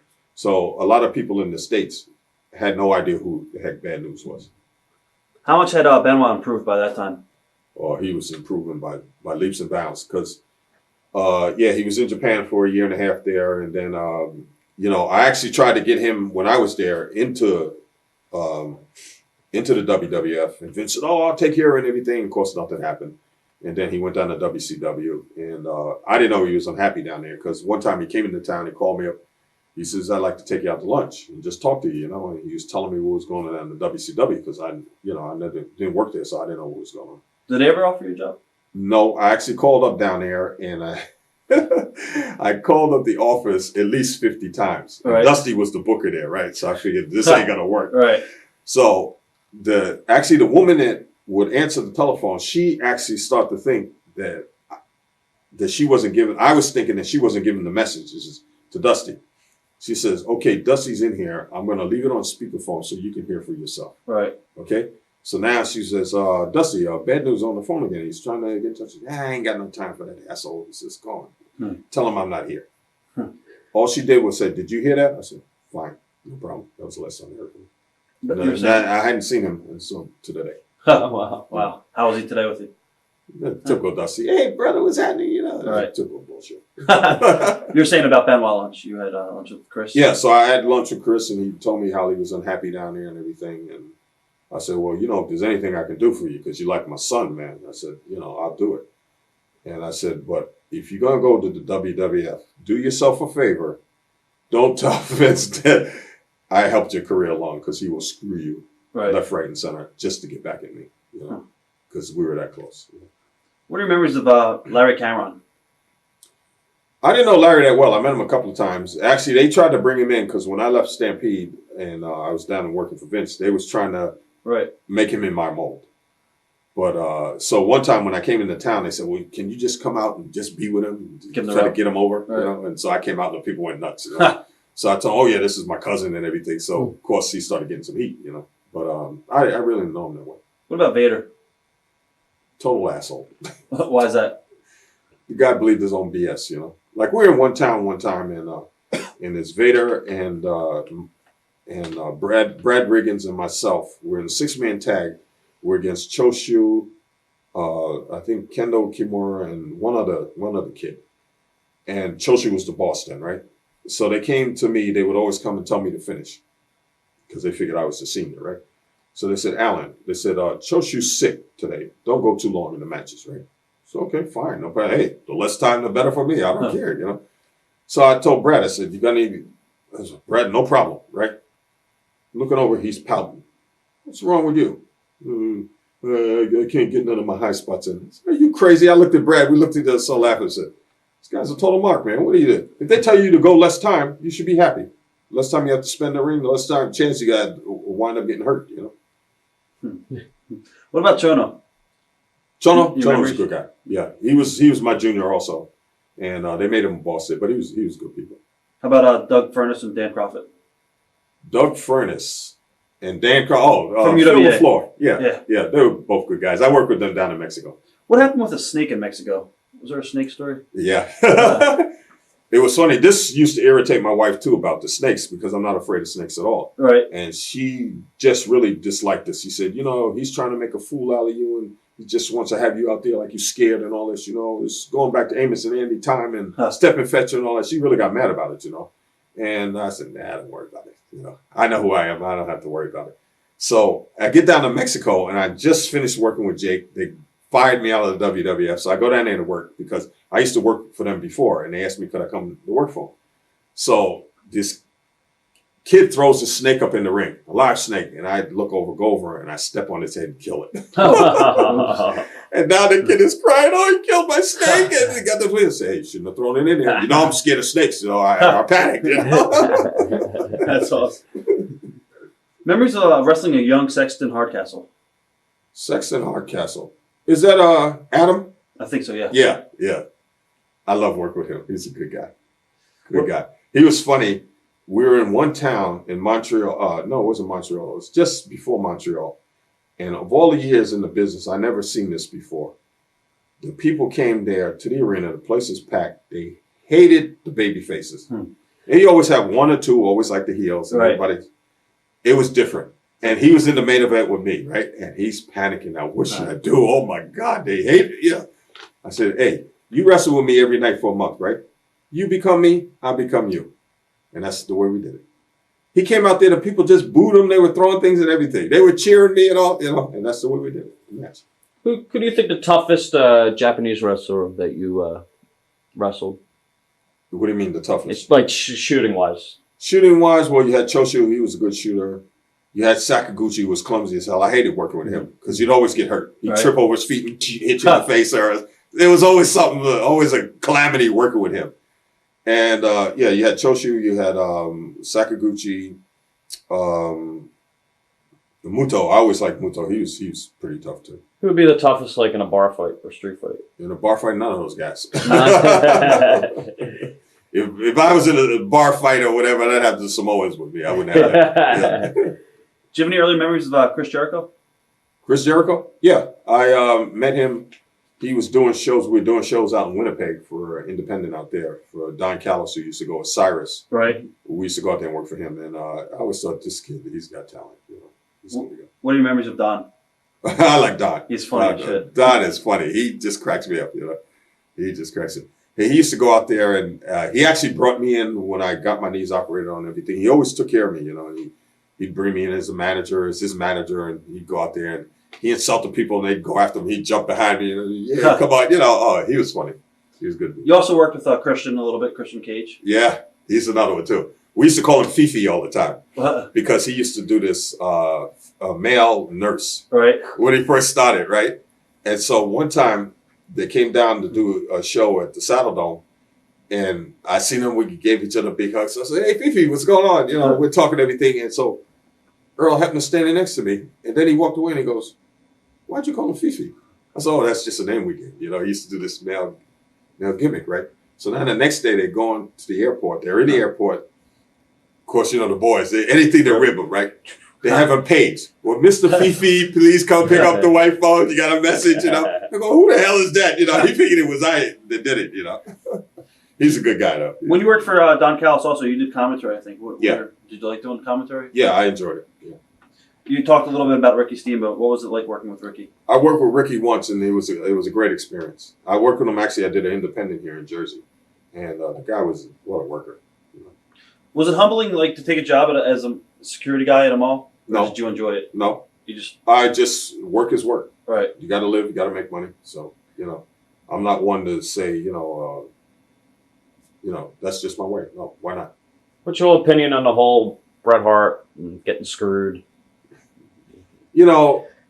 Bret should have known. He was there the longest of anybody. He seen all the stuff Vince did to everybody. He knew that Vince will stab you in the back as quick as I could snap my finger. And also Bret knew what the business is about. And we did it all for him when we worked for his dad and he was working up there. He knew once you leave the territory, you're the champ, you drop it off to the next guy. He knew that. Don't say, well, it's my hometown and all this. Hey, I did jobs for Macho Man in my hometown in New York, Madison Square Garden. I did jobs wherever. So he knew what the rules are. You leave the territory, you drop the belt to the next guy. And then you go on about your business. So this nonsense, I want to do the next night, all this baloney. And he knew Vince couldn't be trusted. He knew that Vince was going to figure out a way how to screw him. So why was he shocked? Do you think Bret's naive, or do you think he's just working the whole sympathy role? I think Bret believes his own bull. Here's a guy that's got the replica of every belt he ever won. Who ever does that? Like, Bret, get over it. I asked Davey Boy one day. I seen him, and I hadn't seen Bret in a long time. And I said, hey, Davey, how's it going with Bret? Because he was just coming back to the WWF, and he says, you know how Bret is. His head is so big, he's got to go through the door sideways. How's your wrestling school going? Oh, it's going pretty good. Yeah, we got a show coming up in November, 2 dates, and it's a mixed martial arts. We're going to make a TV taping for Lebanon. We sold the tape there. Are you going to be releasing a book at any time? Or? Well, we're supposed to be, but so far it hasn't. There's so much material to get together, and so far it hasn't got the way I wanted it to. What do you think about all the books that have come out? Do you like the books? Or? Actually, I haven't read none of them. The only one I read was Dynamite's book, because I know how Tommy is, and I knew that he was going to tell it like it was. I guess, what were your thoughts on the sale of WCW to Vince? Were you shocked? Big mistake. Just killed your competition now. Well, it's a monopoly. If you have no competition, you can pretty much do it. And the guys don't realize that. They think, oh, that was a great... No, it's not a great idea. Because the more companies you got competition there. you can say, okay, well, I'll go and work with this guy. You know, if you really want me, you match my offer, you know. But if you just have one company, he does what he wants to do. Right. Do you follow the current state of New Japan? Or No, I haven't. No. Okay. Do you like UFC and Pride at all? Do you ever watch any of the shoot stuff? I haven't. I've watched UFC a couple of times. I haven't seen Pride at all. Were you involved in like a pay-per-view? I guess it was like a shoot fighting pay-per-view in '95. Yeah. What was that about? That was with the UWF. Okay. Yeah. What's your opinion of like the younger wrestlers coming out of Calgary, like Teddy Hart, Harry Smith? I like Teddy's work. He's a great worker. He's crazy though. He always the crazy ones wind up in this business. Teddy's his own worst enemy, and that's what's going to stop him from going anywhere in this business. He's his own worst enemy. Harry's a good kid. He's just got to stop hanging around Teddy, even though it's his cousin. He's got to stop hanging around him because he's a bad influence on him, you know. Because Harry can go places. He's a big kid. He's a good worker, Right. and he's a good-hearted kid, and he can go places. But he just can't hang around with Teddy because Teddy's a nut. Do you ever think there'll be a Stampede territory again, or do you think wrestling is pretty much dead in Alberta? And It's not dead because there's still a lot of people out there that like wrestling. But you got to bring a product in there. You got to give them something that they want to see, you know. I guess, can you repeat the Carl Moffat and Jason Tarble locker room story you told in an interview a couple years back? Yeah, this was, he first got into the business. I think he was in it 4 days. And he was telling everybody, this is the only rib I ever played on anybody all the years I was in this business. This is Jason Tarble? Yeah, Jason, the Carl Moffat. So he's telling everybody how tough he is and everything. So Kerry Brown came up to me and he says, we want to play a rib on him, right? So I said, okay, what do you want to do? So they told me and everything. They said, okay, he's always talking about how tough he is and everything. We're going to tell him that you should talk the bad news about his son. He's a prodigy. He played he played in Carnegie Hall, the piano at 4 years old and all this, you know. So I said, okay. So I said, don't worry, I'll add on to it, right? So now I'm sitting in the back. Stu had this big Greyhound bus that had a toilet on it and everything. It was a piece of junk, but it was good, you know. So I'm sitting in the back. So Jason's in there. He's telling everybody how tough he is. He beat up these motorcycle guys and he did this and he did that. And he, you know, he's going on and on. So, and he had this knife he used to carry with him, right? And he's a knife fighter and all this nonsense. And I'm back there. I got my hat pulled over my fist. I'm listening. Boy, this kid is one idiot, you know. So now he's sitting behind me. He goes and he sits down. So Kerry Brown goes, Butch, why don't you ask bad news about his son, you know? And he goes, yeah, man, I hear your son is a concert pianist and great. It's going on and on. And I said, I'm listening to him. I said, Butch, you have that knife you always carry on? Yes, man, I got it. He takes it, he pulls it out. The thing's about this long, right? I grabbed him by the hand and stuck it up under here. I said, if you ever say anything about my kid again, I'll cut your head off. I said, he lost his hands on a lawnmower accident. I said, don't ever mention him again. You understand? So I pulled the knife off, I headed back to him. He's sitting behind me. Now I'm thinking, now wait a minute. This guy's sitting behind me. He can reach over and just cut my throat, right? And I hear this. Kerry Brown, he sent me on a suicide mission. Well, I slid down that chair and I'm down there. I'm laughing at that. And now these guys they're just giving it to him. They're ripping him. How could you talk about his son like that? Said it was his fault. He started blaming him. And they're going, you should have known that and blah, blah, blah. And they kept it going, right? For like 2 days. Oh, no, one day, when we get to the arena that same night, right? I asked one of the guys, I said, they had a kitchen in this arena. I said, go get me a knife from the kitchen, right? So they go and they bring this big, huge knife. So now I'm sitting here. His stuff is over here. He has to walk through, right? So now I got a picture of my son and I'm stabbing the bitch. I can't believe they're talking about you like that. Making funny, you know, and everything. So now he sees this. He turns around. He goes out. I hear him. He's outside the room. He's crying. You know? And so now, of course, Bruce is really adding on to it. So he says, Alan, we don't want you to work tonight. Say you quit. Oh, okay, fine. I don't care. I don't have to work. I'm getting paid. So I called. I said, Bruce, get over here. I said, I know you're the book and everything, but I'm not taking this no more. I said, I quit. I said, this is pitiful. They talk about my son like that and everything, you know. So, then Bruce jumps all over. But I can't believe you talking about his son and cut his hand off with the lawnmower. What's wrong with you? I didn't do anything. He said, you know. Now we get on the bus that night, and I'm in the back, and I'm busting my sides, right? So now we get back there, and Kerry Brown's up in front. He goes, Moffat, yes? He said, why did you start picking on Bad News' son like that? What's wrong with you? Starting, hey, you liar, you! And he starts running up and they all grab him, and now I'm on the floor. I'm laughing so hard. Just look at poor Bad News. He's down there crying, So this went on for like 3 days. We're on the road. And finally, okay, enough's enough. I said, this poor guy, he's going to wind up having a heart attack. So I called him over and I said, look, we're ribbing you. I said, the reason was, you're 4 days in this business.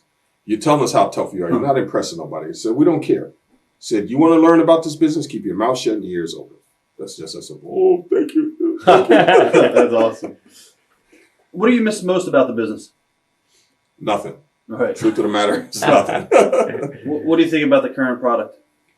It's sad for what I see. We were discussing, with the guys at that Q&A about the business itself. And I still blame Vince McMahon. People say, oh, it's sour grapes. You don't like the guy. Yeah, I don't like him because what he did to the business, Like he took all the meaning, Sometimes I talk to my son, like he'll have Raw on SmackDown, and I see somebody go, well, who's the heel in this match now? I'm totally lost. The guy wins the belt on a Sunday, he loses it on Monday. Vince McMahon puts the belt on himself. Right. Your champion is wrestling on TV. His dad never had that. He come on TV, do an interview. You want to see him, you pay for it in the house. Exactly. Shows. That's the way it should be. He took all the mystique away from it. He exposed the business. He let everybody know what it was about. And, and now the product he got, everybody looks the same. They got him out the gym. They're all cut to look a certain way. You can't have that. That's not what true life's about. True life's about a little bit of everything. You got a big person, a small person, fat one, skinny one. Exactly. That's what makes it interesting. Too many pay-per-views. Before we had 4 a year. People were looking forward to seeing it. I'm not going to miss that because WrestleMania is coming up. Right. I'm not going to miss Royal Rumble. I'm not going to miss whatever. Now it's every month. Oh, okay, I can miss it. No big deal. He probably doesn't care if he's making money still. He don't care. Right. Exactly. He don't care. Any regrets? The regrets is I didn't get to see my kids grow up. Being in this business, it takes you away from your family. Yeah, you're making a good living and everything, but there's certain things you can never buy back, and that's seeing your kids grow up. How would you rate yourself as a worker? I thought I looked more legitimate than most guys did. Right. I tried to make it that way. It's an illusion, and I figure you got to make it look. You don't go out there to hurt nobody, but you make it look like you're really beating the crap out of them. What was the highlight of your career? Working with Dynamite Kid. Working with Dynamite. I enjoyed working with Dynamite, working with Jake the Snake. I like I said, I felt sorry for Jake, still do.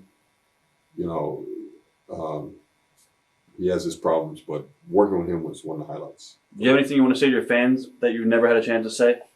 Yeah, that I appreciated all the boos and the throwing the stuff at me and everything, and I enjoyed myself when I was there, and I was able to, when we got out there, I knew how to work the people and get them crazy and all that, and I enjoyed that. Well, thanks for being here today. It was a great interview. Thank you for having me here. Thanks. Thank you. I appreciate it.